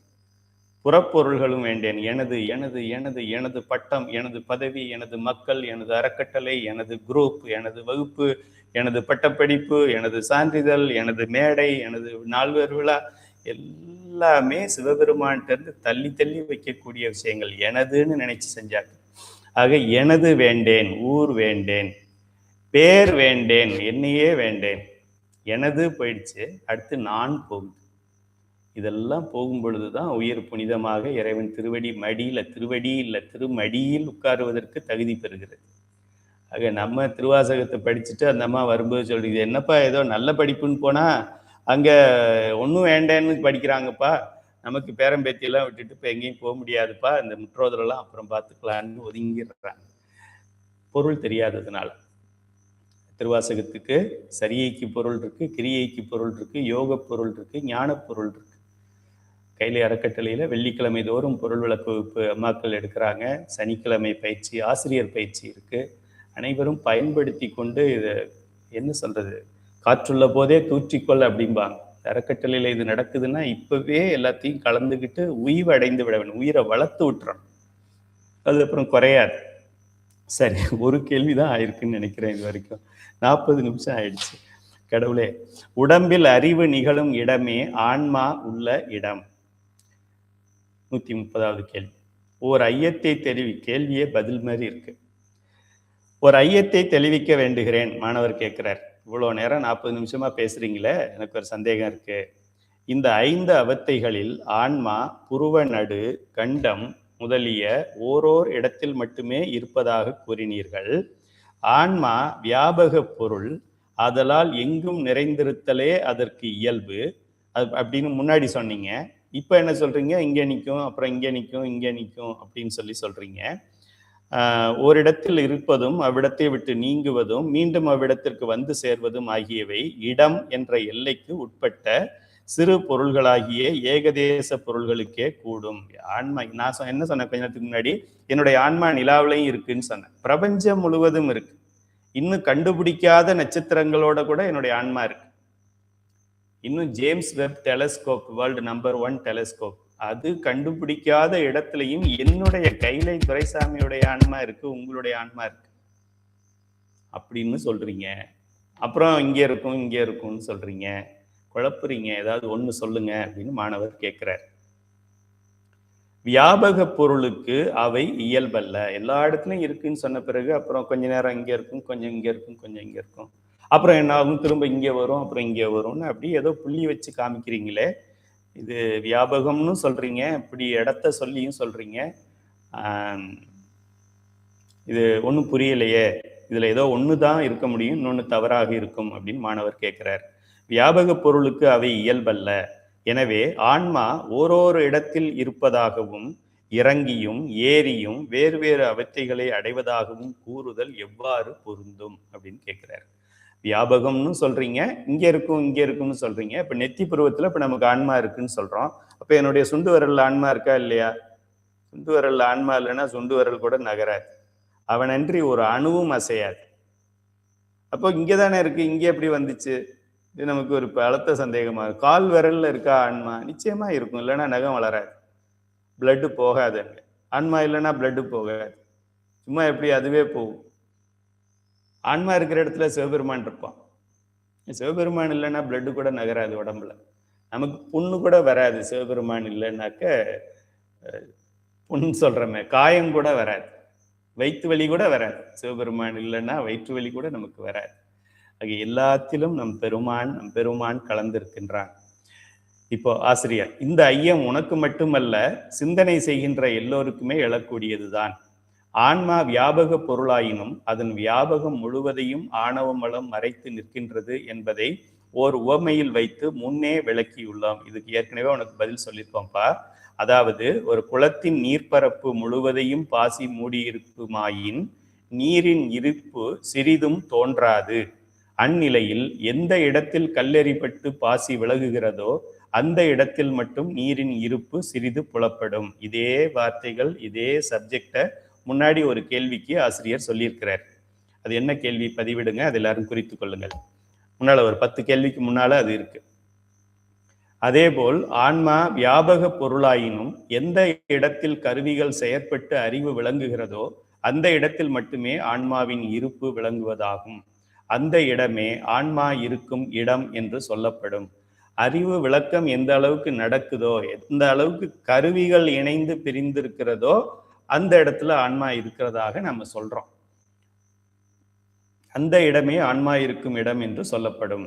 உடம்பில் அவத்தை உறுதற்குரிய இடங்களில் கருவிகள் செயற்பட்டும் மடங்கியும் நிற்பதால் அவ்விடங்களில் ஆன்ம அறிவு விளங்கியும் குறைந்தும் வர அதை வைத்து ஆன்மா இழிந்தும் ஏறியும் பல அவத்தைகளை அடைவதாக நூல்களில் சொல்லப்படுகிறது. 118வது கேள்வியில இதே பாடத்தை நம்ம படிச்சிருக்கிறோம். எல்லாரும் குறித்து கொள்ளுங்கள். யாரு? கலா சச்சிதானந்தம். மிக்க நன்றி அம்மா. 118வது கேள்வியில பார்த்தீங்கன்னா தெரியும், அங்க இந்த விளக்கத்தை ஆசிரியர் ஏற்கனவே கொடுத்திருக்கிறார். வியாபகம்ங்கிறத சொல்லும் பொழுது அங்க கொடுத்திருப்பாரு. இப்பவும் மாணவனுக்கு அந்த வியாபகம்னு அங்க சொன்னீங்க, இப்ப மாத்தி சொல்றீங்களே. ஆன்மா வியாபக பொருளாயின் உடம்புக்கு அப்பால் ஏன் அது நிகழவில்லை அப்படின்னு கேட்கிறப்போ இந்தே பதில். கேள்வி 130ம் 118ம் கிட்டத்தட்ட ஒரே பொருளை விளக்குகின்றது. ஒரே உதாரணத்தை வச்சு விளக்குறார் ஆசிரியர். சுத்த நிலையில் நிகழும் 5 அவத்தைகள். இப்போ இது வரைக்கும் கேவல அவத்தைகளை நம்ம பார்த்தோம். அதுக்கப்புறம் சகல அவத்தைகளை பார்த்தோம். அடுத்தது சுத்த அவத்தையை பார்க்க போறோம். சிவஞான போதம் அதையும் குறித்து கொள்ளுங்கள். பொன்னம்மாளம்மா பதிவிட்டிருக்காங்க. சிவஞான போதம் 108 அதிகரணம் 2 வெண்பா 47ல எடுத்துக்காட்டு வெண்பா 3ல இந்த பொருள் இதே போல அங்க விளக்கப்பட்டிருக்கிறது. அதையும் குறித்து கொண்டு அதை எடுத்து ரெஃபர் பண்ணி படிங்க. சுத்த நிலையில் நிகழும் 5 அவத்தைகள் என்னன்னா, உடம்போடு கூடிய சகல நிலையில் ஆன்மா ஆணவ மல சார்பினால் கேவல நிலைகளை அடையும் என்று காட்டினீர்கள். அதுபோல சகல நிலையில் வாழும் பொழுது ஆன்மா திருவருட்சார்பினால் பல நிலைகளை அடையுமோ என்று கேட்கிறார். ஆம், திருவருட்சார்பினால் பக்குவ ஆன்மா பல நிலைகளை தலைப்படுதல் உண்டு. ஆன்ம அறிவை தடை செய்திருந்த ஆணவ மலத்தின் சக்தி தேய்வடையும் காலமே ஆன்மா பக்குவமுறும் காலமாகும். இருவினை ஒப்பு மல பரிபாகம் சத்தி நிபாதம். மலம் பரிபாகம் ஆக ஆக சத்தி நிபாதம் ஆகிக்கிட்டே இருக்கும். பரிபாகம் ஆன பிறகு சத்தி நிபாதம் அப்படி கிடையாது. காலையில பொழுது விடியுது நம்ம பார்க்குறோம். பொழுது விடியும் பொழுது என்ன, இரவு போயிட்ட பிறகு சூரியன் வருதா, சூரியன் வந்த பிறகு இரவு போகுதா அப்படின்னா, சூரியன் எந்த அளவுக்கு வந்திருக்குதோ அந்த அளவுக்கு இரவு போயிருக்கு. அதுபோல மல பரிபாகம் எந்த அளவுக்கு ஆகுதோ அந்த அளவுக்கு சக்தி நிவாதம் உயிரின் மேல் படியும். ஆணவம் படிஞ்சிருந்த இடத்துல எல்லாம் இப்போ அறிவு படியுது, அருள் படியுது. அதுதான் சக்தி நிபாதம்னு சொல்றோம். இப்போ திருவருட்சார்பினால் பக்குவ ஆன்மா பல நிலைகளை தலைப்படுதல் உண்டு. ஆன்ம அறிவை தடை செய்திருந்த ஆன்ம மலத்தின் சக்தி தேய்வடையும் காலமே ஆன்மா பக்குவமுறும் காலமாகும். இது எழுதிக்க இந்த இடத்துல இருவினை ஒப்பு மல பரிபாகம் சக்தி நிபாதம் அப்படின்னு சும்மா ஒரு குறிப்பு எடுத்துக்கங்க. அப்பதான் ரிலேட் பண்ணி நம்ம படிக்கலாம். அந்நிலையில் ஆன்மாவிடத்தில் திருவருள் பதியும். திருவருள்னா அருள் சக்தி பதியும். நமச்சிவாயத்துல வா என்கின்ற சக்தி இப்ப பயன்படும். ஆன்மா பாசங்களின் நீங்கி திருவருளை பற்றி நிற்கும். ந போயிடும், ம போயிடும். அப்போதான் சிவாய அப்படின்னு வரும். அதனாலதான் முதல்ல நமக்கு குருநாதன் சொல்லும் பொழுது நமச்சிவாயத்தை சொல்லி கொடுத்துட்டு கொஞ்ச காலம் ஆன பிறகு சிவாய நம, அப்பவும் நம இருக்கும். நமங்கிறது முன்னாடி மறைப்பும் மலமும் முன்னாடி நிற்காம முதல்ல உயிருக்கு சிவத்தை காண்பித்து அதுக்கப்புறம் அது இன்னும் விலகலைங்கிறதுனால பின்னாடி போய் கடைசி வரிசையில நிற்கும். இப்போ சில பேர்லாம் என்ன பண்றோம்னா, நிகழ்ச்சிகள்லாம் நடக்கும்போது பார்த்துருப்போம். யாராவது ஒருத்தர் ஆனா நீங்க வாங்க நான் முன்னாடி அப்படின்னு சொல்லி முன்னாடி நிற்க வச்சிருப்பாங்க. சாமி கோவில்ல தரிசனத்துக்கு நிற்க வச்சிருப்பாங்க. இன்னொரு விஐபி வந்துட்டா என்ன பண்ணுவாங்க, ஆனா நீங்களாம் பின்னாடி போங்கண்ணே, ஐயா வந்துட்டாரு, அதனால ஐயாவை முன்னாடி விட்டுட்டு நீங்களாம் கொஞ்சம் தள்ளி நில்லுங்க அப்படின்னு சொல்லிடுவாங்க. அதுபோல இந்த திருவருளை பற்றி நிற்கிறதுக்கு பேரு ஆன்மா பாசங்களின் நீங்கி நம சிவாய அப்படின்னு சொல்லிட்டு இருந்தோம். அதுக்கப்புறம் என்ன சொல்ல ஆரம்பிப்போம், சிவாய நம அப்படின்னு சொல்லுவோம். அப்புறம் அந்த நாவும் மாவும் நம்மளை விட்டு போய்விடும். நம்ம இந்த 24 தத்துவங்களை விட்டு மேல வித்யா தத்துவங்களுக்கு போயிட்டு அங்க நம்ம பிரளய கலர் ஆகும் பொழுது இந்த நாவும் மாவும் நம்மளை விட்டு போயிடும். அப்ப சிவாய அது மட்டும்தான் பாக்கி இருக்கும். 5 எழுத்து மந்திரம் நீங்க 3 எழுத்து தானே இருக்குன்னா இன்னொரு சிவ சேர்த்துக்க, சிவய சிவ அப்படின்னு சொல்லி மந்திரம். அப்போ குருநாதன் இந்த உயிரோட பக்குவத்தை பார்த்துட்டு மருந்து கொடுப்பார். இந்த வியாதிக்கு என்ன மருந்து? ஒரு டாக்டர்கிட்ட நம்ம ட்ரீட்மெண்ட்டுக்கு போனோம்னா அவர் ஸ்டெப் வச்சு பார்க்குறாரு. அதெல்லாம் செக் பண்ணி பார்த்துட்டு மாத்திரை கொடுக்குறாரு. எல்லாருக்கும் ஒரே மாத்திரையை கொடுக்க மாட்டார். அதுபோல ஆன்மா பக்குவ நிலை எந்த அளவுல இருக்கு அப்படின்னு பார்த்துட்டு குருநாதன் அதுக்கான மாத்திரையை கொடுப்பாரு. இந்த ஆன்மா நமச்சிவாயத்தை சாப்பிடுப்பா, காலையில ஒன்று நைட்டு ஒன்று இந்த மாத்திரையை சாப்பிடு சொல்லுவார். இன்னொரு ஆன்மாவை பார்த்துட்டு அந்த ஆன்மாவை அவர் அளந்து பார்த்துட்டு, ஓகே நீ சிவாய நம்ம மாத்திரை போட்டுக்கப்பா, ஒரு வேளை போட்டா போறோம் அப்படின்னு சொல்லி அதுக்கு வேற மாதிரி ப்ரிஸ்கிரைப் பண்ணுவார். இன்னொரு ஆன்மாவுக்கு இன்னொரு இதை ப்ரிஸ்கிரைப் பண்ணுவார். அப்படி இந்த திருவருளை பற்றி நிற்கும் பொழுது இந்த நிலைக்கு பெயர் நம்ம சுத்த நிலை என்று சொல்கின்றோம். சுத்த நிலையிலும் 5 அவத்தை நிகழும். இதுல ஒரு 5 அவஸ்தை இருக்கு. எவ்வளவு அவஸ்தைப்பா! ஏற்கனவே ஒரு 3 அவஸ்தைப்பட்டோம். அதுல ஒரு அவஸ்தையிலேயே ஒரு 5 அவஸ்தைப்பட்டோம். ஸோ 3 5 8 ஆயிடுச்சு. இன்னொரு 5 இருக்குன்னு சொல்றாரு ஆசிரியர். ஆயினும் நின்மலம் என்ற அடைமொழி கொடுக்க பெற்று நின்மல சாக்கிரம், நின்மல சொப்பனம், நின்மல சுளுத்தி, நின்மல துரியம், நின்மல துரியாதீதம் என சொல்லப்படும். நின்மலம் என்பதற்கு பதிலாக சுத்தம் என்ற அடைமொழியை சேர்த்து சுத்த சாக்கிரம், சுத்த சொப்பனம் முதலிய பெயர்களாலும் அவை வழங்கப்பெறும். ஆன்மா மலம், மாயை, கண்மங்களாகிய, மலம்னா ஆணவ மலம், ஆணவம், கண்மம், மாயை, அதுதான் ஆன்மா மலம், மாயை, கண்மங்களாகிய மாசுகளின் நீங்கி திருவருளில் அழுந்தும் நிலைகள் ஆதலின் அதனை குறிக்கும் வகையில் நின்மலம், சுத்தம் என்ற அடைமொழிகள் சேர்க்கப்பட்டன என்பது அறியத்தக்கதாகும். முன்னாடி சொன்ன 5 அவத்தைகளை சொல்லும் பொழுது கேவல துரியம், கேவல துரியாதீதம், கேவல கேவல கேவலன்னு சொல்லிக்கிட்டே வந்தாங்க. ஏன் அப்படின்னாக்க அப்போ மறைப்பு சக்தியில இருந்தோம். நம்ம சக்தி நிபாதம் நடக்க ஆரம்பிக்கல, மல பரிபாகம் ஆகாத நிலை. இப்ப நமக்கெல்லாம் அப்படிதான் இருக்கு. மல பரிபாகம் நமக்கு இன்னும் ஃபுல்லா ஆகலை. மல பரிபாகம் ஆகி அருள் சக்தி விளங்கி தோன்றி நாவும் மாவும் நம்மை உயிரை விட்டு பிரிகின்ற இந்த நிலையிலே அதே மாதிரி 5 அவத்தைகள் இருந்தாலும் உயிருக்கு அந்த அவத்தைகள் பழைய அவத்தை மாதிரி இந்த கனவு வர்றது, கனவுல கண்டதும் பயமுறுத்துறது, அந்த மாதிரியான உலகியல் மாயை காரியங்கள் அதுல நடக்காது. ஆனா இங்கேயும் அந்த 5 அவத்தைங்கிறது இருக்கும். இப்போ பிரளயகலருக்கு 5 அவத்தை கிடையாதுன்னா உண்டு.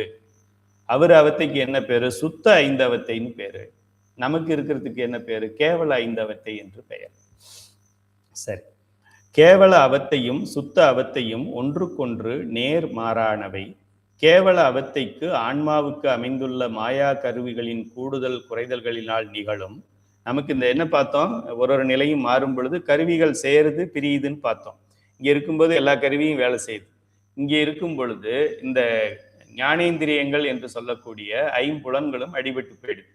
அப்ப நம்ம கண்ணு தெரியுதா? தூங்கிக்கிட்டு இருக்கும்போது யாருக்காவது கண்ணு தெரியுமா? தெரியாது. தூங்கிக்கிட்டு இருக்கும்போது யாருக்காவது காது கேட்குதா? அதாவது காதுல கேட்டுக்கிட்டே தூங்குவோமா? தூங்குறோம். சைவ சித்தாந்த வகுப்புனா அப்படிதான் இருக்கும்.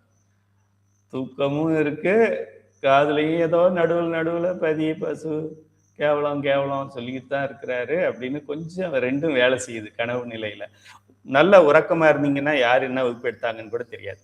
நிறைய பேர் எனக்கு சொல்லுவாங்க, குறிப்பாக மலேசிய மாணவர்கள், ஐயா நீங்க வகுப்பு ஆரம்பிக்கும் போது நான் நல்லா முழிச்சுக்கிட்டு உட்காருவேன். அப்புறம் நீங்க ஒரு 20 நிமிஷம் பேசின பிறகு எனக்கு இங்க இருக்கிறது இங்கே இறங்கும். அப்புறம் ஒரு 20 நிமிஷம் பேசுனீங்கன்னா இங்கே இறங்கும். அப்புறம் அவ்வளவுதான் ஐயா, காலையில தான் நான் எழுந்திரிச்சு பார்ப்பேன். உங்க வகுப்பு அப்படி இருக்கு. அதுபோல நம்ம இதுல கனவிலும் திருமுறைகள் அதுல இருக்கிற ஆசிரியர்கள் பாடினாங்கன்னு செய்யுங்க, பொன்னூசல் பாடினாங்கன்னா முதல்ல 2 பாட்டு பாடும் பொழுது கொஞ்சம் அப்படி, அடுத்த 2 பாடலுக்கு வரும்போது அப்படி, அடுத்த 2க்கு அடுத்த 2 அப்படி ஆயிடுவோம். அப்படியே நமக்கு மேலையும் கீழையும் ஏறி ஏறி இறங்கினாலும் இது மாயா காரியங்களின் மூலம் கருவிகள் விலகுவதும் கருவிகள் சேர்வதுமாக நடக்கிறதுனால இதை கேவலம்னு சொல்றோம். ஆனால் சுத்த அவத்தைக்கு என்ன வித்தியாசம்னா, கேவல அவத்தை ஆன்மாவுக்கு அமைந்துள்ள மாயா கருவிகளின் கூடுதல் குறைதல்களால் நிகழும். சுத்த அவத்தை கருவிகள் காரணமாக நிகழாமல் இறைவன் திருவருள் காரணமாக நிகழ்கிறது. எனவே மெய்யுணர்வு இல்லாத உலகோர் கருவிகள் காரணமாக வரும் கேவல 5 அவத்தைகளை அடைவர் என்பதும், மெய் உணர்வை பெற்ற பக்குவர் திருவருள் வழியாக நனவு முதலிய சுத்த 5 அவத்தைகளை அடைவர் என்பதும் விளங்கும். மெய்யுணர்வு இல்லாதோரும் கருவிகள் நீங்க பெறுபவராய் உள்ளனர். மெய்யுணர்வு பெற்றவரும் கருவிகள் நீங்கினவராய் உள்ளனர். அவ்வாறாயின் கருவிகள் நீக்கத்தில் இவ்விருவர் நிலைக்கும் என்ன வேறுபாடு எனில், மெய்யுணர்வு இல்லாதவரிடத்தில் தத்துவ தாத்விகங்களாகிய கருவிகள் செயற்படாமல் தாமாக நீங்குகின்றன. மெய்யுணர்வு பெற்றவர்களால் ஐம்பொறி முதலிய அக்கருவிகள் செயற்படவே செய்யும். அவ்வாறு செயற்பட்ட போதும் அவர் அக்கருவிகளை தம்மின் வேறாக உணர்ந்து அவ்வுணர்வால் அவற்றில் அழுந்தாமல் அவற்றின் வழி செல்லாமல் திருவருளில் அழுந்தி நிற்பர். அதனால் அவர் அக்கருவிகளை நீக்கினவர் ஆவர். இப்போ இந்த கேவல அவத்தைகள் யாருக்கு இருக்கும்? கேவலமா இருக்கிறவங்களுக்கு இருக்கும். சுத்த அவத்தை யாருக்கு இருக்கும்? சுத்தமா இருக்கிறவங்களுக்கு இருக்கும். அப்புறம் அவங்களுக்கும் அவத்தை வருது, இவங்களுக்கும் அவத்தை வருது அப்படின்னா இது மாயா காரியங்கள். நான் சொன்ன மாதிரி ஐம்புலன்கள், ஞானேந்திரியங்கள், கண்மேந்திரியங்கள் அதெல்லாம் விலகுதுன்னு சொல்லிட்டு வர்றோம். இப்போ மெய்யுணர்வு பெற்றவர்கள், சுத்த அவத்தைகள் நடக்கிறவங்களுக்கு அவங்களுக்கு என்ன நடக்கும் அப்படின்னா, அவங்க இப்போ நான் என்ன சொன்னேன், என்னுடைய ஆன்மா இங்கேருந்து இங்கே இறங்கும் பொழுது எனக்கு கண்ணு தெரியுறது. தூக்கத்தில் நம்ம கண்ணு தெரியறது இல்லைல்ல, கண்ணு மூடிதான் இருக்கு. இப்போ என்னுடைய உயிரும் என்னுடைய கண்ணும் ஒன்றோடு ஒன்றாக உறவாடிக்கிட்டு இருக்கிறாங்க. கண்ணுனாலே உயிரை சொல்றோம், உயிருன்னா கண்ணை சொல்றோம். ஆனா அவர்கள் எப்படி இருப்பாங்க அப்படின்னாக்க, இந்த கண் திருவருளை சென்டரா வச்சிருக்கிறதுனால இந்த மாயா காரியங்கள் அவங்கள பாதிக்காது. அவங்க கண்ணால பாக்குறாங்க, அந்த கண்ணு இப்போ மூடி இருக்கிறாங்க அப்படின்னு இல்லாம திருவருளையே ரெஃபரன்ஸா வச்சுக்கிறதுனால அது கண்ணு மூடுறது அப்படிங்கிறதும் அதுவே மூடிக்குது, அதுவே திறந்துக்குது. அப்படிங்கிற மாதிரி திருவருளையே சென்டராக வைத்து நிற்கிறார்கள், அதை மையமாக வைத்து பார்க்குறாங்க. அதனால அவங்களுடைய அவத்தை நிலைகள் எல்லாம் சுத்தமான அவத்தை என்று, சுத்த அவத்தை என்று சொல்லுகின்றோம். எனவே கருவிகள் செயற்படாமல் தாமாக நீங்குதல் உலகரிடத்தும், கருவிகள் செயற்பட்ட போதிலும் அவற்றின் வழி நில்லாமல் அவற்றை அறிவால் நீங்குதல் பக்குவரிடத்துக்கும் உள்ள வேறுபாடாம் என்பது விளங்கும். இப்ப நமக்கெல்லாம் எப்படி நடக்குதுன்னா, தூக்கம் அதாவது உறக்கம் அப்படிங்கிற நிலையில கருவிகள் எல்லாம் விலகி இருக்கு. அதனால உறக்கத்துல இருக்கோம். நம்ம உறக்கத்துக்கும் கருவிக்கும் சம்பந்தம் இருக்கு. யாராவது தட்டி விட்டு தூங்கி முழிச்சிட்டோம் அப்படின்னா திரும்ப கருவிகள் எல்லாம் திரும்ப சேர்ந்துருக்கு. கருவிகளோட தான் நம்ம இணைந்து செயல்பட்டு கொண்டிருக்கிறோம். நம்ம தூங்குறோம்னு சொன்னா நனவுனாலும் கருவி, கனவுனாலும் கருவிகள், உறக்கம்னாலும் கருவிகள், பேருறக்கத்திலையும் கருவிகள். கருவிகள் விலகுனா உறக்க நிலை, கருவிகள் சேர்ந்தா நனவு நிலை, திரும்ப கருவிகள் விலகுனா உறக்க நிலை. ஆக கருவி இந்த உயிர்ல சேர்றது விலகிறத வச்சுதான் நம்மளுடைய 5 அவத்தைகள் என்று சொல்லுகின்றோம். அவங்களுக்கும் அந்த கருவிகள் நீங்கிறது அது மாதிரிலாம் இருந்தாலும் அவங்களுக்கு அந்த கருவிகள் நீங்கினதுனால அவங்களுடைய அறிவு விளக்கத்துல எதுவும் இருக்காது. அவங்க தூங்கும் போதும் அவங்களுக்கு எல்லாம் தெரியும். இறைவன் முற்றுணர்வு உடையவன்னு சொல்றோமே, அதுபோல அவங்க தூக்க நிலை, நனவு நிலை, கனவு நிலை, எந்த நிலையில அவங்க ஆன்மா நின்றாலும் எல்லா நிலையிலும் அவங்க எந்த நிலையை எடுக்கிறாங்களோ, எல்லா அறிவையும் பெற வேண்டும் என்றால் தூங்கிக்கிட்டு இருக்கும் போதே அவங்களுக்கு எல்லாம் தெரியும். பார்க்குறோம்ல, பல சித்தர்கள் தூங்கிக்கிட்டு இருப்பாங்க. அப்படிலாம் நினைக்காத, அதெல்லாம் கோயில் சத்த கொள்ளையடிக்கணும்னு நினைக்காதம்பார். யாரையோ எப்படி சொல்றாரு இவர் அப்படின்னா, பின்னாடி ஒருத்தர் நினைச்சுக்கிட்டு இருக்கிறான் அதை சொல்றாரு. அது எப்படி இவருக்கு தெரியும் அப்படின்னா, அதுதான் அந்த அறிவு விளக்கம் அவ்வளோ தூரத்துக்கு பரவி இருக்குன்னு அர்த்தம். கருவி சுத்த அவத்தைகளை மேலும் விளக்கி கூறுவதற்கு இது இடமன்று, பின்னே அவற்றை நீ விளக்கமாக தெரிந்து கொள்ளலாம். இதுக்கு மேல நம்ம சுத்த அவத்தையை உங்களுக்கு விளக்குனா அந்த ஏற்கனவே சொன்ன நம்ம அவத்தை கூட புரியாம போயிடும். அது பெரிய அவஸ்தைப்பா, அது அப்புறம் படிச்சுக்கலாம். ஆனா இப்படி 2 வேற இருக்கு. நம்ம அறிவுக்கு இப்ப நம்ம அதை தெரிஞ்சுக்குவோம். இந்த பாடத்தை நம்ம திரும்ப படிச்சு இன்னும் மேல் நிலை வகுப்பு வரும் பொழுது இந்த சுத்த அவத்தைகள்ல நடக்கின்ற 5 நிலைகளிலும் அதுல என்னென்ன வேறுபாடு இருக்குதுங்கிறத எனக்கு சொல்லுங்க. இதுல சொல்லிட்டீங்க, புரிஞ்சிருச்சு. முதல்ல ஒரு 10 கருவி விலகிடுட்டீங்க. அந்த 10 கருவியால என்ன வேலை நடந்ததோ அது நடக்காது. ஓகே, புரியுது. அப்புறம் ஒரு 3 தான் இருக்கும், மற்றதெல்லாம் விலகிடும் நீங்க. ஓகே, எதெல்லாம் விலகிச்சோ அந்த வேலை நடக்காது. அடுத்தது 3ல 1 தான் இருக்கும், 2 போயிடும் நீங்க. ஓகே, இதெல்லாம் புரியுது. அங்கே இருக்கும்போது அதுவா விலகும், அதுவா வரும். உயிர் எப்படி அறிவு இருக்கோ அதை வச்சுதான் விளக்கம்னு சொல்றீங்க. இது புரியலையே என்றால் அடுத்தடுத்த மேல் நிலை வகுப்புல நீ இதை தெரிந்து கொள்ளலாம்னு சொல்லிட்டார் ஆசிரியர். அதையே நான் உங்களுக்கு படிச்சு காமிச்சிட்டேன். அடுத்து உயிருக்கு பொது இயல்பு என்னங்கிறத படிக்க போறோம். சைவ சித்தாந்த முறையில் உயிருக்கு கூறப்படும் பொது இயல்பு யாது? பொதுவியல்பு தான் பொது இயல்பு. உயிர் ஆணவம் முதலிய மும்மலங்களின் சார்பினால், இந்த 3 மலங்களுடைய சார்பு இருக்கிறதுனால, இன்னும் ஆணவ மலம் விலகல, அதனால நிச்சயமா அறிவு விளக்கம் நடக்காது. அறிவு விளக்கம் நடக்கலைன்னா மாயையும் கண்மமும் வேலை செஞ்சே ஆக வேண்டும். பிறவிகளை எடுத்துக்கொண்டே இருக்கிறோம் என்றால் ஜென்மம் இருந்தால் கண்மம் உண்டு, கண்மம் இருந்தால் ஜென்மம் உண்டு. ஆக உயிர் ஆணவம் முதலிய மும்மலங்களின் சார்பினால் பிறப்பு இறப்பு முதலிய நிலைகளை அடைகிறது. விழிப்பு உறக்கம் நினைப்பு மறப்பு முதலிய நிலைகளை மாறி மாறி அடைகிறது. இன்ப துன்பங்களை எய்துகிறது. இவ்வாறு பாசங்களோடு கூடி ஒரு நிலையில் நில்லாது பல நிலைகளில் மாறி மாறி சுழலுதல் உயிருக்கு பொது இயல்பாகும். சுருங்க கூறின் மலத்திற்கட்டுண்டிருக்கும் பெத்த நிலையே உயிருக்கு பொது இயல்பாகும். உயிருக்கு உண்டான இயல்பை பொது இயல்பு என்னன்னு சொன்னா மலத்துல மாட்டிக்கிறது, அவ்வளவுதான். மாட்டிக்கிறது அப்படின்னா என்ன? மலத்துல மாட்டினா என்னென்ன நடக்கும்னா நமக்கு தெரியுமே. மாயை இருக்கும், மாயை என்ன பண்ணும்? இல்லாதது இருக்கிற மாதிரி காட்டும், இருக்கிறது இல்லாத மாதிரி காட்டும்.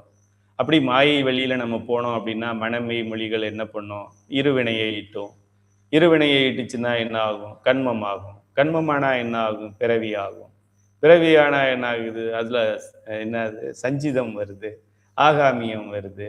ஆக இதே கதை தான் திரும்ப திரும்ப நமக்கு நடந்துகிட்டு இருக்க போகுது.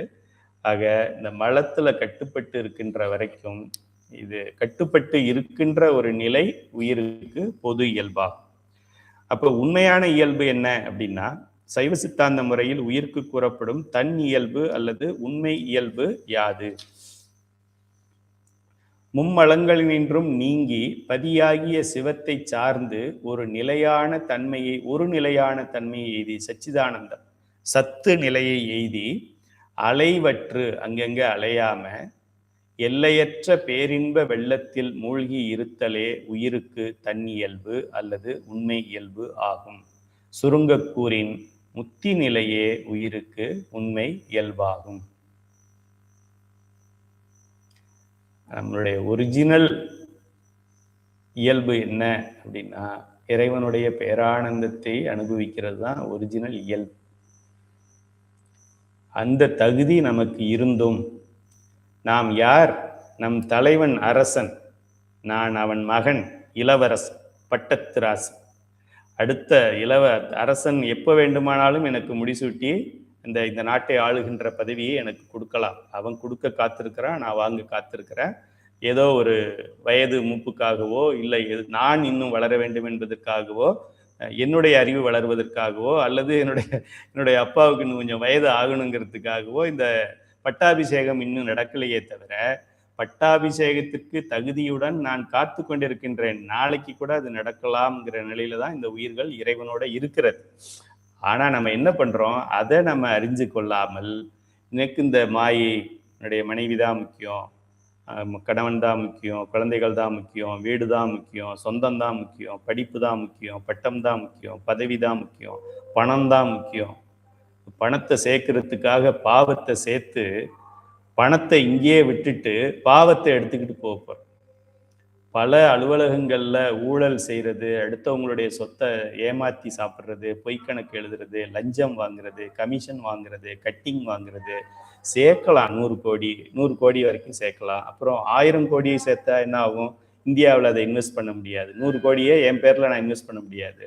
1000 கோடியானா வெளிநாட்டில் இன்வெஸ்ட் பண்ணணும். அப்புறம் 1 லட்சம் கோடி ஆகும். அப்போ நம்ம அந்த பணத்தை ஈட்டிய பாவம், இந்த 1 லட்சம் கோடியை நானும் அனுபவிக்க போறது இல்லை.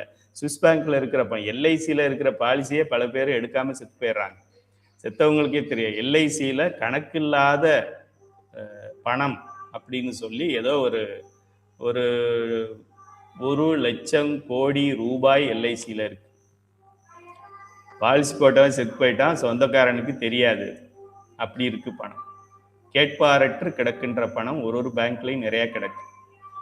அந்த கேட்பாரற்று போகக்கூடிய ஒரு சொத்தை சேர்ப்பதற்காக இந்த பாவத்தை செய்து அந்த சொத்தை சேர்த்து, லஞ்சத்தை வாங்கி அதை சேர்த்து அந்த பணத்தை இங்கேயே விட்டுட்டு பாவத்தை எடுத்துக்கிட்டு போறவன் புத்திசாலியா முட்டாள. அடி முட்டாள், கடைஞ்செடுத்த முட்டாள் என்றார். நேர்மையான வழியிலே உன்னால எதை சேர்க்க முடிகிறதோ அதை சேர்த்தா போதும். பணத்தை சேர்க்க வேண்டும், ஃபார்ச்சூனர் வாங்க வேண்டும் என்று நீ செய்கின்ற பாவம், ஃபார்ச்சூனர் இங்க இருக்கும், பாவம் உன் கூடவே வரும். ரொம்ப தெளிவாக வேண்டும். குறிப்பாக பல அரசு அலுவலகங்கள்ல பணம் கொடுக்கலன்னா வேலையே ஆகாது. கையெழுத்து போடணுங்க, நீங்க கையெழுத்து போட்டு கொடுங்க, இந்த ரிஜிஸ்டர்ல என்ட்ரி பண்ணிக்கிட்டு அவர் டேபிளுக்கு அனுப்புங்க. அதை ரெஜிஸ்டர்ல என்ட்ரினா அதுக்கு ஒரு பர்சன்டேஜ் இருக்கு, அங்க கொடுக்கறதுன்னா அதுக்கு ஒரு பர்சன்டேஜ் இருக்கு. மொத்தமா ஒரு ஆளுகிட்ட கொடுத்துட்டா அதை அப்படியே பிரிச்சுக்குவாங்க, சாயங்காலம் வந்து பிரிச்சுக்குவாங்க. இவருக்கு இவ்வளவு. இப்போ ரெஜிஸ்ட்ரார் ஆஃபீஸ்னாக்க அவர் அந்த டாக்குமெண்ட் ரைட்டர் கொண்டு போய் பணத்தை ஒரு இடத்துல கொடுத்துருவார். அப்புறம் அவருக்கு அது கொடுத்ததுல இவருக்கு 7%, இவருக்கு 5%, இவருக்கு 2%, இவருக்கு 1%, ஜெராக்ஸ் எடுத்தவருக்கு 100 ரூபாய் அப்படின்னு அதுக்கெல்லாம் பணம் பிரிவு ரொம்ப அருமையாக நடந்து கொண்டிருக்கின்றது. சிவபெருமான் எழுதும் கீழ்கணக்கு இந்நம்பர் ஈசனேன்னு சொன்னார். ஏன் கீழ்கணக்குன்னு சொன்னார்? லைட் ஆஃப் பண்ணிட்டு பண்ணாலும் எழுதிடுவாரு கணக்குலன்னு அர்த்தம். ஆக யாரும் அந்த லஞ்சம் வாங்குறது, பொய் சொல்றது, ஏமாத்துறது, அடுத்தவங்க பணத்தை சாப்பிட்றது, அடுத்தவங்க ஏமாத்தி ஒரு பஸ்ல போறோம், ஒரு கண்டக்டர் 10 ரூபாய் சேஞ்சு கொடுக்கறதுக்கு பதிலாக அவர் 90 ரூபாயை கொடுத்தாருன்னா இந்தாங்க வச்சுக்கங்கன்னு கொடுத்துட்றது நல்லது. இல்லைன்னா அதை கொடுக்கறதுக்கு இன்னொரு தடவை பிறக்கணும். நம்ம பிறக்கிறதோட போறதில்லை, இதை வாங்கறதுக்கு அவனும் பிறக்கணும். ஐயோ பாவம். ஐயா இந்தாங்க, நான் கொடுத்ததே 20 ரூபா தான், 10 ரூபாய் போக மீதி 10 ரூபாய் நீங்க தரணும், மீதி 90 ரூபாய் நீங்க தர்றீங்க, அதனால மீதி பணத்தை நீங்க வச்சுக்கங்கன்னு கொடுத்துட்டா கணக்கு அங்கேயே செட்டில் ஆகிட்டு. இல்லைன்னா இன்னொரு தடவை பிறக்கணும். அப்போ என்ன கல்யாணம் நடக்கும்னு நமக்கு தெரியாது. அதுக்கப்புறம் வர்றவர் என்ன கறி சாப்பிடுவாரா இல்லையாருன்னு நமக்கு தெரியாது. அப்புறம் அவருக்கு கறி சமைச்சு கொடுத்ததுல பல பாவம் நமக்கு சேரும், அவருக்காக சாப்பிட்டதுல கொஞ்சம் பாவம் சேரும். திரும்ப திரும்ப திரும்ப திரும்ப கண்டக்டர்கிட்ட 10 ரூபாயை அன்னைக்கு கொடுத்துருந்தோம்னா இந்த 16,000 பிறவி நமக்கு வராம போயிருந்திருக்கும். ஆக எல்லாரும் ஒரு ஒழுக்கத்தை முதன்மையாக கடைபிடித்துட்டு வாங்க. சில நேரம் பண்றது, சில நேரம் விட்டு கொடுத்துடுறது. 10 ரூபாயா இருந்தா திருப்பி கொடுத்துடலாம், 10,000 இருந்தா கொடுக்கலாமா? முடியாது. அப்படிலாம் பார்க்கக்கூடாது. முடிஞ்சு போச்சு, உயிருடைய இயல்பு முடிந்து விட்டது. ஓகே, அடுத்ததாக தலை என்று சொல்லக்கூடிய மலங்களை பற்றி நம்ம பார்க்க போகின்றோம். இப்போ கூட ஒருத்தர் அட்டெண்டன்ஸ் ரெஜிஸ்டர் பண்றாங்க. உஷா அம்பிகாபதி, மணி 8:06. 6:59க்கு பதிவிட்டேன்னு இப்போ பதிவிடுறாங்க. என்ன கணக்கு தெரியல, சின்ன பிள்ளைங்களாவது பரவாயில்ல போல் இருக்கு. ஓகே, 4வது இதுக்கு வந்துட்டோம். நம்ம இப்போ இறைவனை பற்றி முதல்ல தெரிந்து கொண்டோம். இப்போ கடந்த ஒரு 4-5 வகுப்புகளாக உயிருடைய இயல்பை பற்றி தெரிந்து கொண்டோம். இப்போ மலங்கள், பதி பசு முடிஞ்சிருச்சு, பாசத்துக்கு வர்றோம். பாசத்துல முதல்ல ஆணவம். இதே போலதான் நம்ம சைவ சித்தாந்த சுடர் நூலும் இருக்கு. முதல்ல இறைவனை பற்றி தெரிந்து கொண்டோம், அழகு 3ன்னு நினைக்கிறேன். அழகு 4ல் உயிரின் இயல்பை பற்றி தெரிந்து கொண்டோம். அழகு 5ல் ஆணவ மலத்தை தெரிந்து கொண்டோம், மாயா மலத்தை தெரிந்து கொண்டோம். அதே ஆர்டர்ல தான் இந்த நூலும் ஐயா அமைச்சிருக்காங்க. சரி, தலை என்று சொன்னால் அதற்கு பல பெயர்கள் உண்டு. கட்டு, பாண்டிங் என்கிறதெல்லாம் அதுக்கு கட்டிட்டு கிடப்பது, என்னுடையதுன்னு சொல்றமே, இதெல்லாமே தலை என்று பெயர். அறியாமை, அதுல முதல்ல பல தலைகளுக்கு பல பெயர்கள் இருந்தாலும் அறியாமை அப்படின்னு சொல்லி முதல் தலைப்பை நம்ம பார்க்கிறோம். அறியாமை என்றால் என்ன? அறியாமையாவது உண்மையை அறியாதிருத்தல். இன்னும் விளக்கமாக கூறினால் சைவ சித்தாந்தம் கூறும் பொருள்களாகிய ஆன்மா, கடவுள், தலை, பதி, பசு, பாசம் ஆகிய முப்பொருள் பற்றிய உண்மைகளை அறியாதிருத்தலாம். அறியாமைனா என்னப்பா அப்படின்னா, எனக்கு சமைக்க தெரியாது, அது அறியாமையா அப்படின்னா அது குப்பையில போடு. எனக்கு ராக்கெட் எப்படி, சேட்டலைட்லாம் எப்படி வேலை செய்யுதுன்னு தெரியாது, அது அறியாமை தானே, ஆச்சு, அதை ஓரமாவை. எதை நீ அறிய வேண்டுமோ அதை அறியாமல் இருப்பது தான் அறியாமை. எதை நீ அறிந்திருக்க வேண்டும்? பதி, பசு, பாசம் என்ற முப்பொருளின் உண்மை அறிந்திருக்க வேண்டும். இல்லைன்னா நீ பிறந்தது வேஸ்ட். பதி இருக்கிறது, பசுக்கள் இருக்கிறது, நானும் ஒரு பசு தான், நானும் ஒரு பாசம்தான். என்னுடைய உள்ள இருக்கிற உயிர் பசு, மேல இருக்கிற உடல் பாசம். இந்த பதியும் எனக்குள்ள இருக்கிறாரு, பசுவும் எனக்குள்ள இருக்கு, பாசமும் எனக்குள்ள இருக்கு. இதை நான் தெரிஞ்சுக்காம எதை தெரிஞ்சுக்கிட்டு என்ன பண்ண போறேன்? எதையோ தெரிஞ்சுக்கிறேன். ஒரு கிரானைட் அப்படின்னு சொன்னா அதுல கிரானைட்னா என்ன, மார்பிள்னா என்ன, பிளாக்னா என்ன, பாலிஷ்டுனா என்ன, அன்பாலிஷ்டுனா என்ன, அப்புறம் சலவைக்கல்லுனா என்ன, இதுனா என்ன, அதுனா என்ன, அது சொல்லிடுறேன். பட்டு புடவை அப்படின்னு சொன்னா அதுல ஒரு 16,000 பிரிவு நமக்கு தெரியும். பசு என்றால் எது அப்படின்னா மாடு கட்டி கிடக்கும், அதுதான் பசுன்னு சொல்றோம். இறைவன் நம்மளை அனுப்பியது பதியையும் பசுவையும் பாசத்தையும் தெரிந்து கொள்வதற்காக அனுப்பினாரு. இந்த பாடத்தை நம்ம இந்த வயதுல படிக்கிறோம். ஆன்மா, கடவுள், அதாவது பதி, பசு, பாசம். ஆன்மானா பசு, பதி, பாசம் அப்படி போட்டிருக்காங்க. ஆகிய முப்பொருள் பற்றிய உண்மைகளை அறியாதிருத்தல் தான் அறியாமை. முதல் அறியாமை, மேஜர் மிஸ்டேக். மற்றதெல்லாம் சின்ன சின்ன மிஸ்டேக். இந்த உடம்பினுள் உயிர் என்ற ஒரு தனிப்பொருள் இல்லை என்று சாதிப்பது.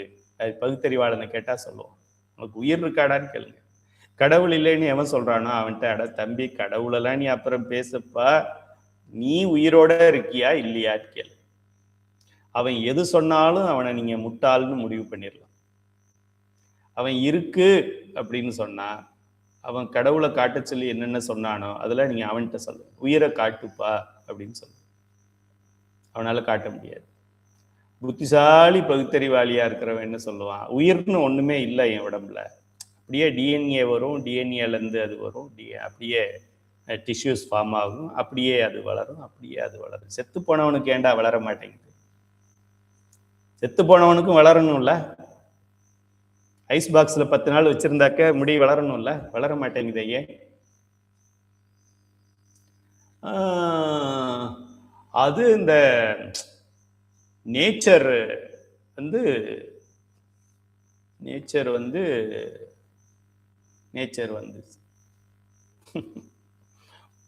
அறிவில்லாதவன் பேர் மாத்திக்கடா, பகுத்தறிவாளன்னு சொல்லி தமிழை கொச்சைப்படுத்தாதடான்னு சொல்லி அனுப்பிடுங்க. நீங்க உடம்புல உயிர் இருக்குன்னு சொன்னாலும் தவறு.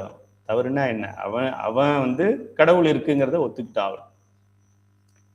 ஆக யாரெல்லாம் கடவுள் இல்லை, கடவுளை காட்டு, ஏதாவது கதை சொல்லுவாங்க. சிவங்கோயில் போற, சிவங்கோயில உண்டியலை திருடிட்டு போயிட்டான், உண்டியலை காப்பாற்ற முடியாத கடவுள் உன்னை காப்பாத்துவாரா அப்படி சொல்லுவோம். இன்னொருத்தர் சொல்லுவான், உண்டியல் போகுதப்பா, அங்க சிதம்பரத்துல நடராஜர் சிலையா தூக்கிட்டு போயிட்டானாப்பா, இப்ப இருக்கு இதுல பழனியில இப்ப இருக்கிற முருகன் வேறப்பா, அப்போ வச்ச முருகன் வேறப்பா, அதெல்லாம் மாத்திட்டாங்கப்பா, தன்னையே காத்துக்க முடியாத முருகன் உன்னையும் என்னையும் எப்படிரா காப்பான் அப்படின்னு சொல்லி நம்ம ரொம்ப அறிவுபூர்வமா நம்ம கிட்ட பேசுவாங்க.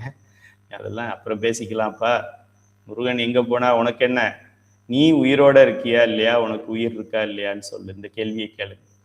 ஆமான்னா காமி, இல்லைன்னா சொல்லு, மைக் எடுத்து வச்சு சொல். இதனால் அறிவிக்கப்படுவது என்னவென்றால், கைலை துரைசாமி ஆகிய நான், எனக்கு உயிர் இல்லை, உயிர் இல்லை, உயிர் இல்லை. உயிரை கற்பித்தவன் முட்டாள், உயிர் இருக்கு என்று சொல்கின்றவன் முட்டாள், நான் உயிரோட இருக்கிறேன் என்று சொல்லுபவனும் முட்டாள், நானும் முட்டாள் அப்படின்னு சொல்லி மைக்ல சொல்லுப்பா, நாங்க யூடியூப்ல லைவ் ப்ரோக்ராம் போட்டு தரோம், கைலை அறக்கட்டளையில 17,000 பேரும் கேட்பாங்க அப்படின்னு கனெக்ட் பண்ணி கொடுங்க. அது சொல்ல முடியாது அவனால. ஒரு வார்த்தையில அவங்கள சரண்டர் பண்ணிடலாம்.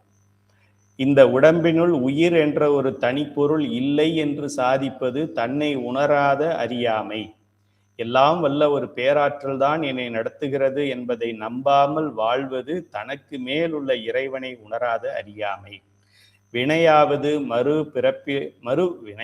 மறுபிறப்பாவது அவைகளெல்லாம் வெறும் புனைந்துரை என்று வாதம் செய்வது தன்னை பிணித்துள்ள தலையை உணராத அறியாமை. இப்படி பல அறியாமைகள் இருக்குது. தான் இறைவன் இருக்கிறான்னு தெரியாது, தனக்கு உயிர் இருக்கின்றதுன்னு தெரியாது, தன்னுடைய உயிரை ஆணவ மலம் மறைத்திருக்கின்றதும் தெரியாது. இது எல்லாமே அறியாமை தான்ப்பா. இங்கனம் அறியாமை உயிர்களிடத்தில் சிறிய அளவிலும் பெரிய அளவிலுமாக வெவ்வேறு விதங்களில் அமைந்திருக்கிறது. இந்த அறியாமையை வடமொழியில் அஞ்ஞானம் எனப்படுகிறது. அஞ்ஞானம் என்றால் ஞானம் இல்லை என்று அர்த்தம். அ கூட்டல் ஞானம். ஞானம்னா ஞானம், முன்னால் ஆ சேர்த்தோம்னா அதுக்கு ஆப்போசிட் ஆயிடும். அஞானம் என்றால் ஞானம் இல்லை என்று அர்த்தம் ஆயிடும். அஞானம்னா அஞ்ஞானம். அஞ்ஞானம் தன்னை அகழ்விக்கும் நல்லறிவே. அஞ்ஞானம் தன்னை அகழ்விக்கும் அறிவே, ஞானமே. அஞ்ஞானத்துல ஆவை மட்டும் எடுத்துட்டோம்னா ஞானம் ஆயிடும் நமக்கு. இந்த அறியாமை வடமொழியில் அஞ்ஞானம் எனப்படுகிறது. அறியாமையில் இன்னொரு வகை உண்டு. மேலே கூறியது பொருளின் இருப்பையோ அன்றி அதன் இயல்பையோ முழுதும் அறியாதிருக்கின்ற நிலை. இன்னொரு நிலையாவது பொருளின் இயல்பை சரியாக உணராமல் தவறாக மாறாக உணர்ந்து கொள்ளுகின்ற நிலை. அதாவது ஒண்ணு குறிச்சுக்கங்க, ஒரு அறியாமைங்கிறது என்ன, மொத்தமா தெரியாம இருக்கிறது. இன்னொன்னு அது தெரியுது, ஆனா அதை தவறா புரிஞ்சுக்கிட்டு இருக்கிறது. ஆசிரியர் ஏதாவது மாறி உணர்வும் ஆசிரியர் அந்த உதாரணம் கொடுக்கல, நான் ஒரு உதாரணம் சொல்றேன் உங்களுக்கு. வேற எங்கேயாவது இருக்கும் இந்த நூல்ல. இப்போ வேற எங்கேயோ சொல்லப்பட்டிருக்குது. ரோட்ல ஒரு கயிறு கிடக்குது, தேங்காய் நார் கயிறு கிடக்குது. அந்த தேங்காய் நார் கயிறு கிடக்குது அப்படிங்கிறது தெரியாமலே இருக்கிறது ஒரு அறியாமை. நடந்து போய்கிட்டே இருக்கிறோம், அது ஏதோ ஒரு கயிறு கிடக்குதுன்னு கூட தெரியாம நம்ம பாட்டுக்கு ஏதோ பேச்சு ஞாபகத்திலேயோ மொபைலை காதுல வச்சுக்கிட்டோ நம்ம பாட்டுக்கு போயிடுறோம். இது அறியாமல் விட்டு விட்டேன். இன்னொன்னு, அங்க தேங்காய் நார் கயிறு அப்படிங்கிறத பாம்பு இருக்கிற மாதிரி நினைச்சுக்கிறது. ஓ அப்படின்ட்டு அப்புறமா லைட் அடிச்சு பார்த்தா அது பாம்பு இல்லை, அது கயிறுன்றது தெரியும். இது என்ன, கயிறு இருக்கிறத பார்த்தாச்சு, அது ஏதோ ஒரு பொருள் இருக்கிறத பார்த்தாச்சு, ஆனா கிடந்தது கயிறு, ஆனா நம்ம நினைச்சது பாம்பு. இதுவும் அறியாமை தான்.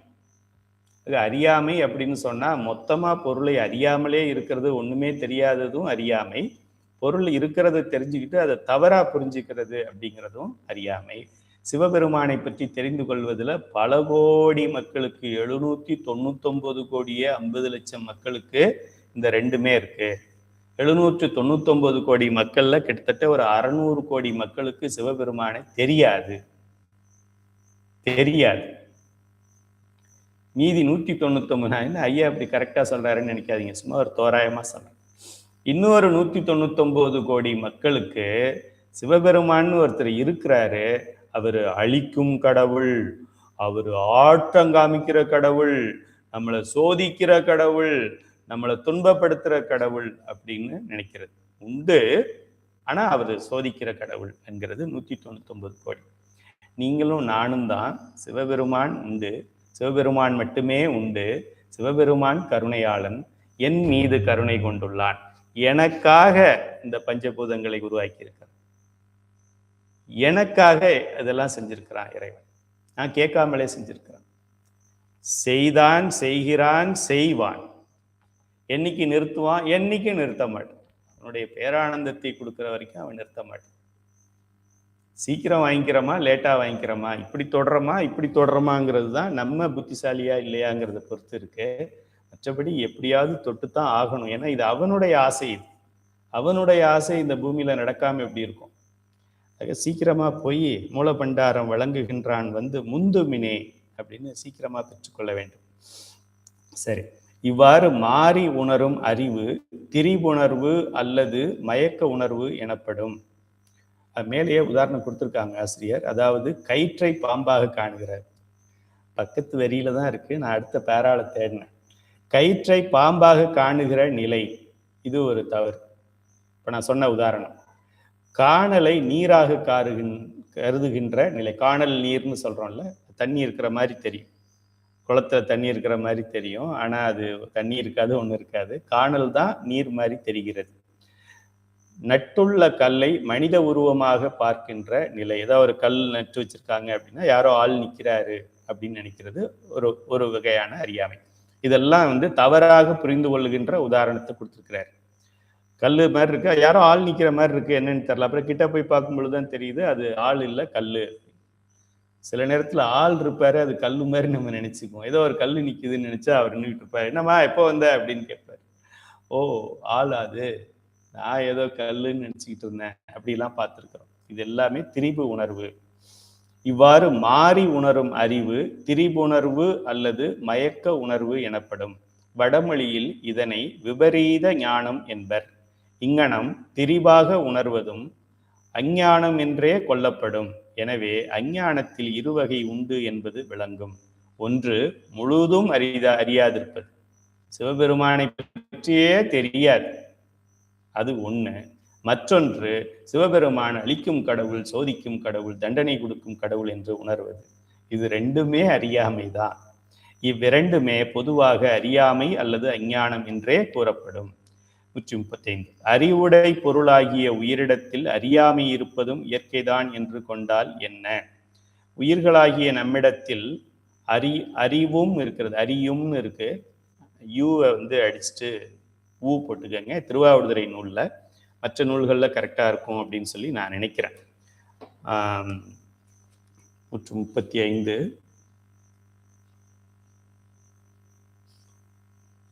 உயிர்களாகிய நம்மிடத்தில் அறிவும் இருக்கிறது. அறிவும், இந்த நூலில் அறிவும்னு கரெக்டாக இருக்கு. திருவாவடுதுறை நூலில் அறியும்னு தவறாக இருக்கு. யூவை அடிச்சுட்டு ஊ போட்டுக்கோங்க. அறிவும் இருக்கிறது, அறியாமையும் இருக்கிறது. அறிவும் அறியாமையும் தம்முள் மாறுபட்ட இரு தன்மைகள். மாறுபட்ட இரு தன்மைகள் ஒரு பொருளின் கண் இயற்கையாக பொருந்தி இருக்க இயலாது. ஒரு தன்மைதான் அப்பொருள்களுக்கு இயற்கை, மற்றொரு தன்மை அதற்கு செயற்கை என்றே கொள்ளுதல் வேண்டும். எடுத்துக்காட்டாக, நீருக்கு தன்மைதான் இயற்கை. தன்மை என்றால் குளிர்ச்சி. நீர் என்றாலே குளிர்ச்சியாக தான் இருக்கும். மார்கழி மாதம் மட்டும்தான் குளிர்ச்சியாக இருக்குது, மே மாதத்தில் அப்படி இருக்க மாட்டேங்குது. நீருக்கு குளிர்ச்சி தான் இயற்கை. சில நேரங்களில் நீர் வெதுவெதுப்பாக இருக்கும். அவ்வெம்மை நீருக்கு செயற்கையே அன்றி இயற்கை அன்று. செயற்கையான வெம்மை நீரை பற்றி இருக்கிறது என்றால் அதற்கு ஒரு காரணம் இருத்தல் வேண்டும். நெருப்பின் சேர்க்கைதான் அக்காரணம். அதுபோல அறியும் தன்மையுடைய ஆன்மாவுக்கு அறிவுதான் இயற்கை. இயற்கையான அவ்வறிவு எக்காலத்திலும் இடையீறு இன்றி நிகழ்தல் வேண்டும். ஆயின் அவ்வாறு நிகழாது அவ்வறிவு ஒரு காலத்தில் நிகழ்ந்தும் மற்றொரு காலத்தில் நிகழாதும், ஓரிடத்தில் நிகழ்ந்தும் மற்றொரிடத்தில் நிகழாதும் இருக்க காணுகிறோம்.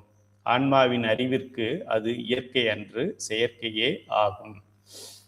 செயற்கை எதுவாயினும் அது ஒரு காரணத்தின் வழியாகவே நிகழும்.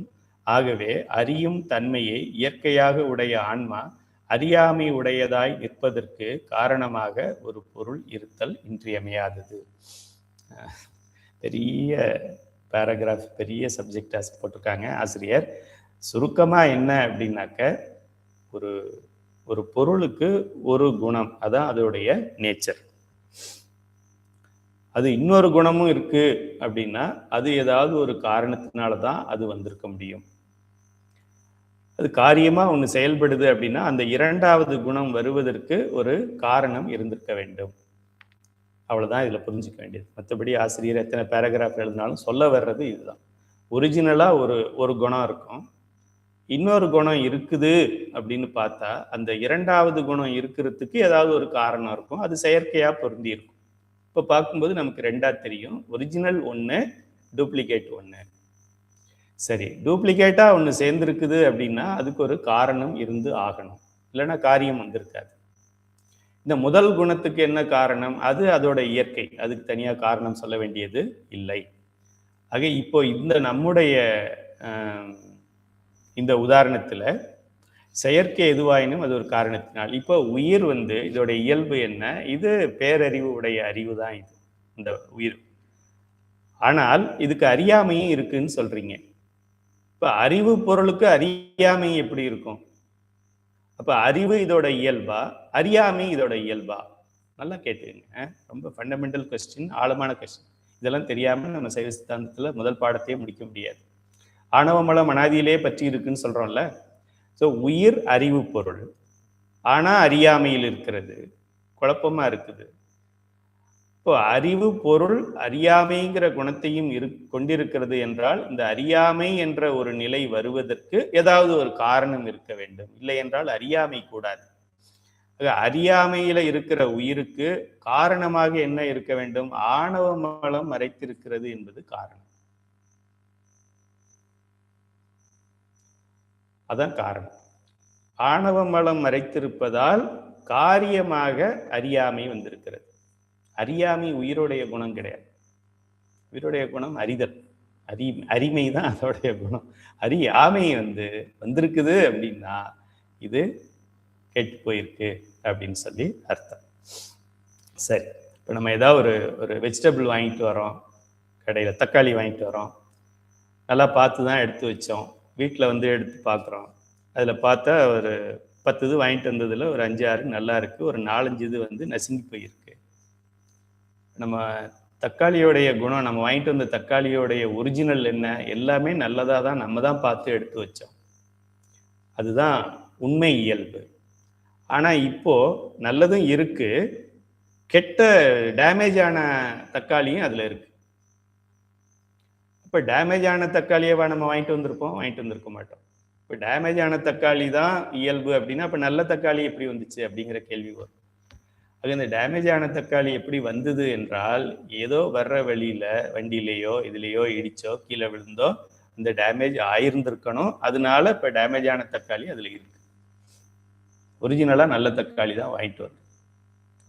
அதுபோல இந்த உயிர் அறிவு பொருள் ஆனால் அறியாமையாக செயல்படுகிறது. அப்படி செயல்படுது அப்படின்னா அந்த அறியாமை வருவதற்கு ஏதாவது ஒரு காரணம் இருக்க வேண்டும். அது என்ன காரணம்னா ஆணவமலம்.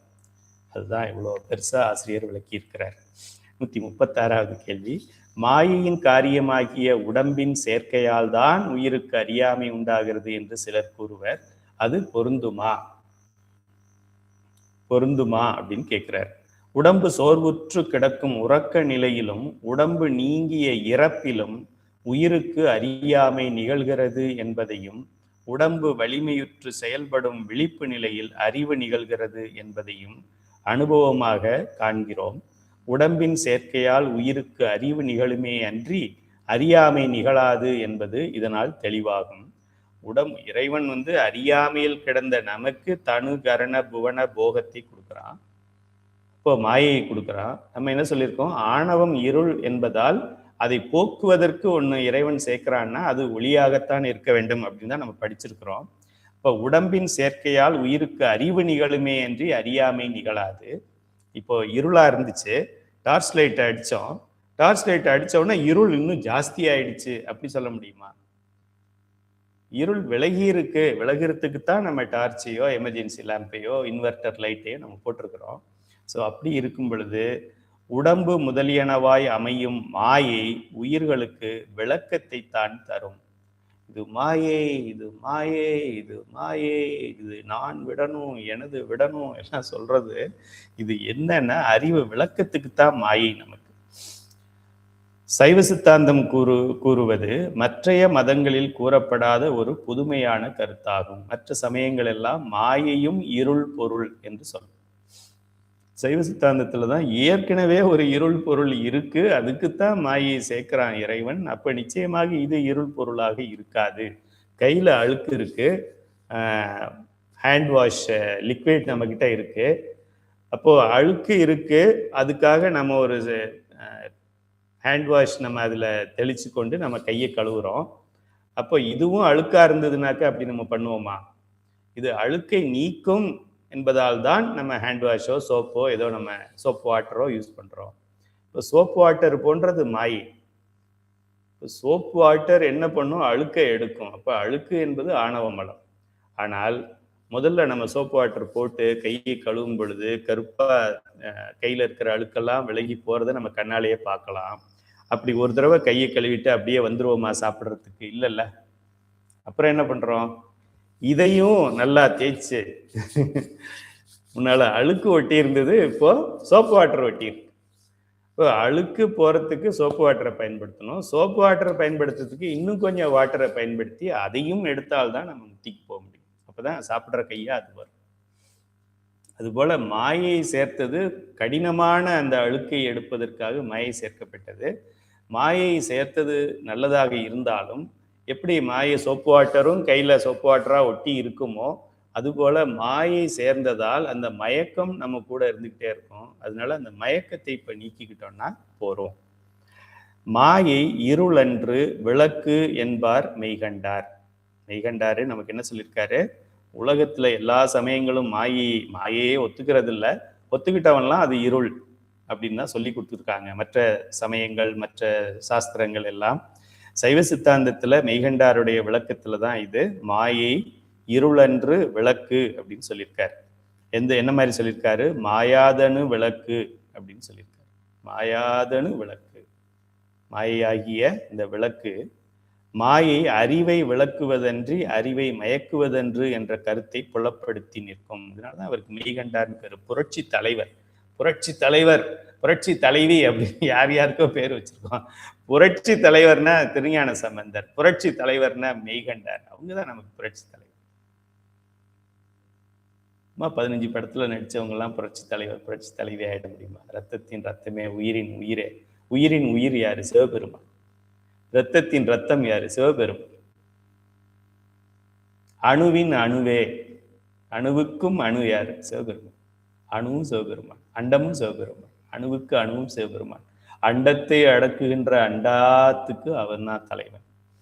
எல்லாம் தன் வயத்தனாகிய தலைவனை நாம் தலைவனாக, அதாவது ஒரு நல்ல அருமையான ராஜா வீட்டு பிள்ளைக்கு வாக்கப்பட்டிருக்கிறோம், கழுத்தை நீட்டிட்டோம் அப்படின்னா அதை விட நமக்கு வேற என்ன வேணும்? பெருமானை பெற்றதே நமக்கு ஒரு பெரிய பேர். மாயையிலிருந்து உடம்பும் உலகமும் தனு கரண புவன போகம். உடம்புன்னு சொன்னா தனு கரண, உலகமும் அப்படின்னு சொல்லும் பொழுது புவன போகம். உலகமும் உயிர்களின் நன்மை கருதி இறைவனால் தரப்பட்டன. குறிச்சுக்கங்க, உயிர்களின் நன்மை கருதி தனுவும், உயிர்களின் நன்மை கருதி கரணமும், அதாவது இந்த உடலும் கருவிகளும், உயிர்களின் நன்மை கருதி உலகமும். நல்லா தெரிஞ்சுக்கோங்க. உலகம் பிறந்தது எதற்காக அப்படின்னு ஒரு சினிமா பாடல் இருக்கு. உலகம் பிறந்தது எனக்காக, ஆணவ மலம் போக்குவதற்காக, வேற எதுக்காகவும் கிடையாது. வாழும் உயிர்களும் எதற்காக, ஏதோ ஒரு சினிமா பாடல் இருக்கிறது. எதுவாக இருந்தாலும் எல்லாம் எனக்காக. ஏன்பா ஃபாரஸ்ட் இருக்கு? எனக்காகத்தான். ஏன்பா கடல் இருக்கு? எனக்காகத்தான். ஏன் மலை இருக்கு? எனக்காகத்தான். ஏன் ஆக்சிஜன் இருக்கு? எனக்காகத்தான். ஏன் சொந்த பந்தமெல்லாம் இருக்கு? அதுவும் என்னுடைய ஆணவ மலத்தை நீக்குவதற்குத்தான். இந்த வினையை நான் அனுபவிக்க வேண்டும். மாமியார் எல்லாமே எப்படி அனுபவிக்கிறது? சும்மா சொல்றேன், எக்ஸாம்பிள், கோச்சுக்காரு. எத்தனையோ வீட்டுல பெண்கள், நான் நேர்முக தேர்வுல வர்றவங்க சொல்லுவாங்க, மாமியார் தான் எனக்கு இதை சைவ சித்தாந்த சுடரை அறிமுகப்படுத்தினாங்க அப்படி சொல்லுவாங்க. மாமியார் தான் அறிமுகப்படுத்தினாங்க அப்படி சொல்லுவாங்க. நேற்று ஒரு அம்மா எனக்கு வாட்ஸ்அப்ல ஒரு வீடியோ அனுப்பியிருந்தாங்க. பஞ்சபுராண கையேட அந்த ஊர் திருவிழாவில் எல்லாருக்கும் என் மாமியார் கொடுத்து கொண்டிருப்பது என் மாமியார்னு இவங்க வீடியோ எடுத்து எனக்கு அனுப்புகிறாங்க. நான் அவங்களுக்கு பதில் போட்டிருந்தேன், பரவாயில்லையே உங்க மாமியாரையே இதை கொடுக்க வச்சுட்டீங்களே, நீங்க பெரிய திறமைசாலி அப்படின்னு சாதனையா போட்டு அனுப்பியிருந்தேன். அவங்க பதில் போட்டிருந்தாங்க, அப்படி இல்லை ஐயா, என்னைய கையிலே அறக்கட்டளையில் சேர்த்து விட்டதே என் மாமியார் தான் சொன்னாங்க. அவங்க பேருக்கு தான் ஐயா மாமியார், உண்மையிலேயே எங்க பழக்கம், நான் அவங்களுக்கு மகள், எனக்கு அம்மா இவங்க தான். எங்க அம்மா எங்க ஊர்ல இருக்காங்க, நான் இப்போ வாழ்ந்து கொண்டிருக்கின்ற அம்மா என் மாமியார் தான். நாங்கள் மாமியார் மற்ற மாமியார் மருமகள் போல இல்லை, நாங்கள் தாயும் மகளும் போல அப்படின்னு சொல்லி சொன்னாங்க. ரொம்ப சந்தோஷமா இருந்தது கேட்கறதுக்கு. அது மாதிரி ஏதாவது ஒரு 20-30% அப்படி இருக்கலாம். மெஜாரிட்டி ஒரு 50-60% சினிமாவில் வர்றதை பார்த்தா சண்டையாக தான் காமிக்கிறாங்க. சரி, ஸோ உலகம் பிறந்தது எதற்காக? உலகம் பிறந்தது எனக்காக தம்பி. 9 கோள்கள் எதற்காக? எனக்காக. சூரியன் எதற்கு? எனக்கு. ஞாயிறு, திங்கள், செவ்வாய், புதன், வியாழம், வெள்ளி, சனி, பாம்பு 2, ராகு, கேது எல்லாம் எதற்கு? ஆசரு நல்ல நல்ல, அவை நல்ல நல்ல, அடியார் அவருக்கு மிகவே நல்ல. அடியார்களுக்கு மிகவே நன்மையை செய்வதற்குத்தான் இறைவன் அவர்களை உருவாக்கி இருக்கிறான். இப்ப அடியாரா இருந்தா அந்த 9 கோள்களும் நமக்கு நன்மையைத்தான் செய்யும். நான் சொல்லல, வேயுறு தோழிப்பங்கல்ல வரிக்கு வரி சொல்றாரு சாமி, பாடலுக்கு பாடல். ஒரு நல்லவை முதல்ல படிக்கணும், 2வது நல்லவை இப்படி மாத்தி போட்டு படிக்கணும். அடியார் அவருக்கு மிகவே நல்ல, போதும் அதிகமான நன்மைகளை செய்வதற்குத்தான் அந்த கோள்கள் எல்லாம் படைக்கப்பட்டிருக்கு. அதுதான் நம்ம ஜோசிக்காரர் சொல்லுவார், உங்களுக்கு இப்போ நல்ல திசை, நீ தொட்டதெல்லாம் தொடங்கும் அப்படிலாம் சொல்லுவார். சரி, உடம்பும் உலகம்னா இதெல்லாம் தெரிஞ்சுக்கணுமா? ஏதோ ஒரு இந்த ஊர்ல கந்தர்வக்கோட்டையில நான் பறந்துட்டேன் அப்படி கிடையாது. என்னுடைய உயிருக்கு தான் கந்தர்வக்கோட்டையே உருவாக்கப்பட்டது. இப்ப நம்ம எவ்வளவு பெரிய ஆள் பாருங்க, நம்ம உயிர். இதனை உணராது சிலர் உடம்பும் உலகமுமே தமக்கு தீங்கு தருவனவாக கருதி அவற்றை பகை பொருளாகவே பார்ப்பர், பலவாறு பழிப்பர். உடம்பு தரப்பட்டதோ அந்த நோக்கத்தை அறியாது, அதனால் பெறத்தக்க நலத்தை பெறுதற்கு அதனை பயன்படுத்தாது, அதனையே பெரிதாக மதித்து அதில் அழுந்துதல் தான் குற்றமே தவிர அதனை இறைவன் தந்ததில் எந்த குறையும் இல்லை. பல இடங்கள்ல இப்ப நம்ம என்ன பேசிக்கிட்டே வர்றோம், உயிர் தான் முக்கியம், உடல் மாயை, உயிர் தான் முக்கியம், உடல் மாயை. அப்போ உடல் வேண்டாமா? உடல் வேண்டாமா? உடல் வேண்டான்னா இறைவன் ஏன் கொடுத்தான்? வேண்டாத பொருளை ஏன் கொடுத்தான்? ஆக அறிவு விளக்கத்திற்கு உடல் இருந்தாதான் விளங்கும். ஏன் எல்லா அரிது அரிது மானிடராய் பிறத்தல் அரிதுன்றாங்க. இந்த உயிர் மேலே கீழே ஏறி இறங்குறதுக்கும், நம்முடைய வாசி யோக அமைப்புக்கும், நம்முடைய குண்டலினி சக்தியை மேலே ஏத்துறதுக்கும் இந்த மனித உடம்பு இந்த டிசைன்ல பண்ணப்பட்டிருக்க ஆணோ பெண்ணோ குழந்தையோ பெரியவங்களோ இந்த டிசைன்ல இருக்கிற இந்த உடல், அதுக்கு மனிதன்னு பேர் வச்சுக்கிட்டாலும் சரி, கொனிதன்னு பேர் வச்சுக்கிட்டாலும் சரி, இந்த அமைப்பு உடல் இருந்தாதான், அதாவது லிஃப்ட் போறதுக்கு அதுக்கு இடம் விட்டு கட்டியிருந்தாங்கன்னா தான் லிஃப்ட் போகும். மாடிப்படியில் ஏறுற மாதிரி லிஃப்ட் போகாது. நமக்கு இந்த குண்டலினி மேலே வர வேண்டும், இந்த சக்தியை நாம் நகர்த்த வேண்டும், உயர்த்த வேண்டும் என்றால் இந்த உடல் அமைப்பு தான் பெஸ்ட். அதெல்லாம் பார்த்து தான் இறைவன் இந்த உடலை கொடுத்திருக்கிறார். இந்த உடல் மாயை என்று சொன்னாலும் உடல் இல்லாமல் எப்படி நம்ம இறைவனை அறிய முடியும்? அதுக்கு தானே இறைவன் கொடுத்தார் தனு கரணத்தை.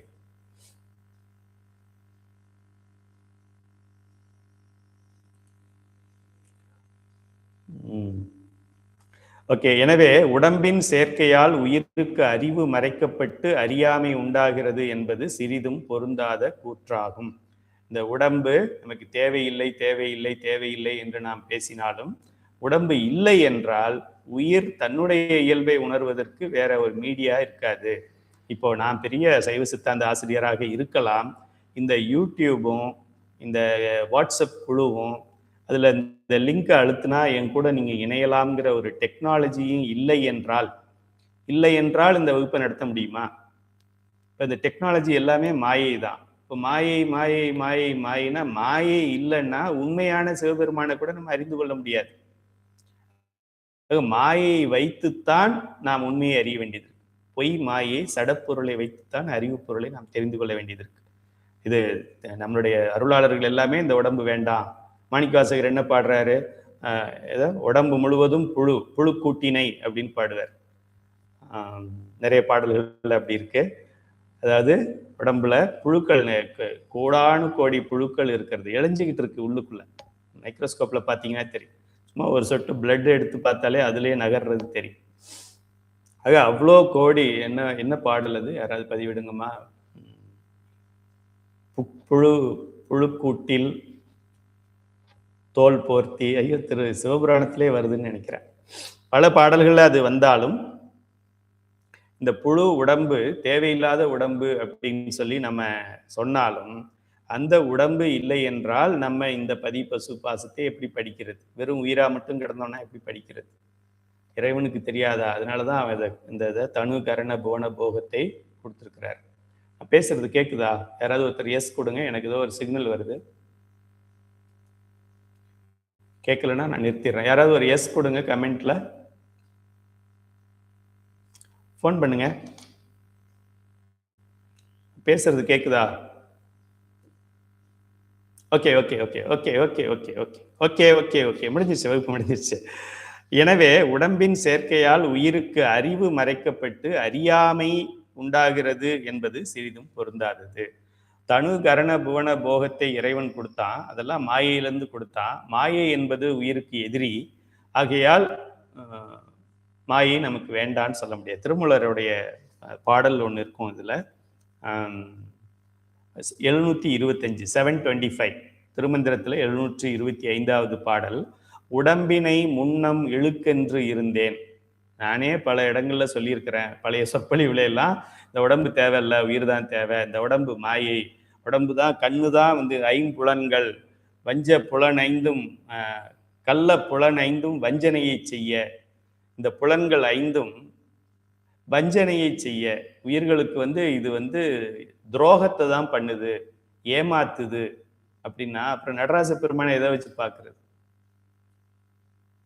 கள்ள புலன் 5 வஞ்சனையை செய்ய அப்படின்லாம் நம்ம படிக்கிறோம். அப்படிதான் முதல்ல உடம்பினை முன்னம் இழுக்கு என்று இருந்தேன். இது தேவையில்லை, உயிர் தானே அறிவு வளர்க்கணும், உயிருக்கே வளர்த்துருவோம் நேரான்னு நான் சொல்லிக்கிட்டு இருந்தேன். உடம்பினுள்ளே உரு பொருள் கண்டேன். இறைவனை அறிவது கண்ணால் பார்க்கறது அது தூலம். அது நம்ம உயிர் அறிவணும்னா உயிருக்குள்ளே உரு பொருள் கண்டேன், உடம்புலே உத்தமன் கோயில் கொண்டான் என்று சிவபெருமான் என்னுடைய உடம்புக்குள்ள தானே இருக்கான. இமை பொழுதும் என் நெஞ்சில் நீங்காதான் தாழ்வாழ்க. புறந்தோல் போர்த்தி எங்கும் புழுகளுக்கு மூடி மலஞ்சோறும் 9 வாயிற் மலஞ்சோறும் 9 எல்லா 9 ஓட்டையிலையும் மலம் சோறும், ஏதாவது கழிவு நீர் வெளியில வந்துகிட்டே இருக்கும் அப்படின்னு சொல்றாரு. அப்படி இருக்கின்ற இந்த உடல் தேவையில்லாத ஒரு உடல், மாயை உடல் அப்படின்னு சொன்னா இந்த உயிருக்கு அறிவு விளக்கம் எப்படி நடக்கும், உயிர் எப்படி உணரும், இதெல்லாம் இருந்ததான் உணரும். உடம்புலே உத்தமன் கோவில் கொண்டான் என்று உடம்பினை யான் இருந்து ஓம்புகின்றேனே. முதல்ல வகுப்புல எல்லாம் உடம்பு வேண்டாம் உடம்பு வேண்டான்னு தான் சொன்னேன். அப்புறமா உடம்புக்குள்ளதான் சிவபெருமான் இருக்கிறான்றத உணர்ந்த பிறகு ஐயோ உடம்பும் முக்கியம்பா அப்படின்னு சொல்லி நான் உணர்ந்து கொண்டேன். இப்ப நான் என்ன உடம்பை பராமரிக்கிறேன். சில பேர் என்ன சொல்லுவாங்க, நான் எல்லாம் இப்போ ஆன்மீகத்துக்கு வந்துட்டேன் அதனால உடம்பு எப்படி போனா எனக்கு என்ன அப்படின்னு சொல்லுவாங்க. அப்படிலாம் சொல்லக்கூடாது. உடம்பு எப்படியோ போயிடுச்சுன்னா அப்புறம் நீ எப்படி ஆன்மீகத்தை தொடர்ற?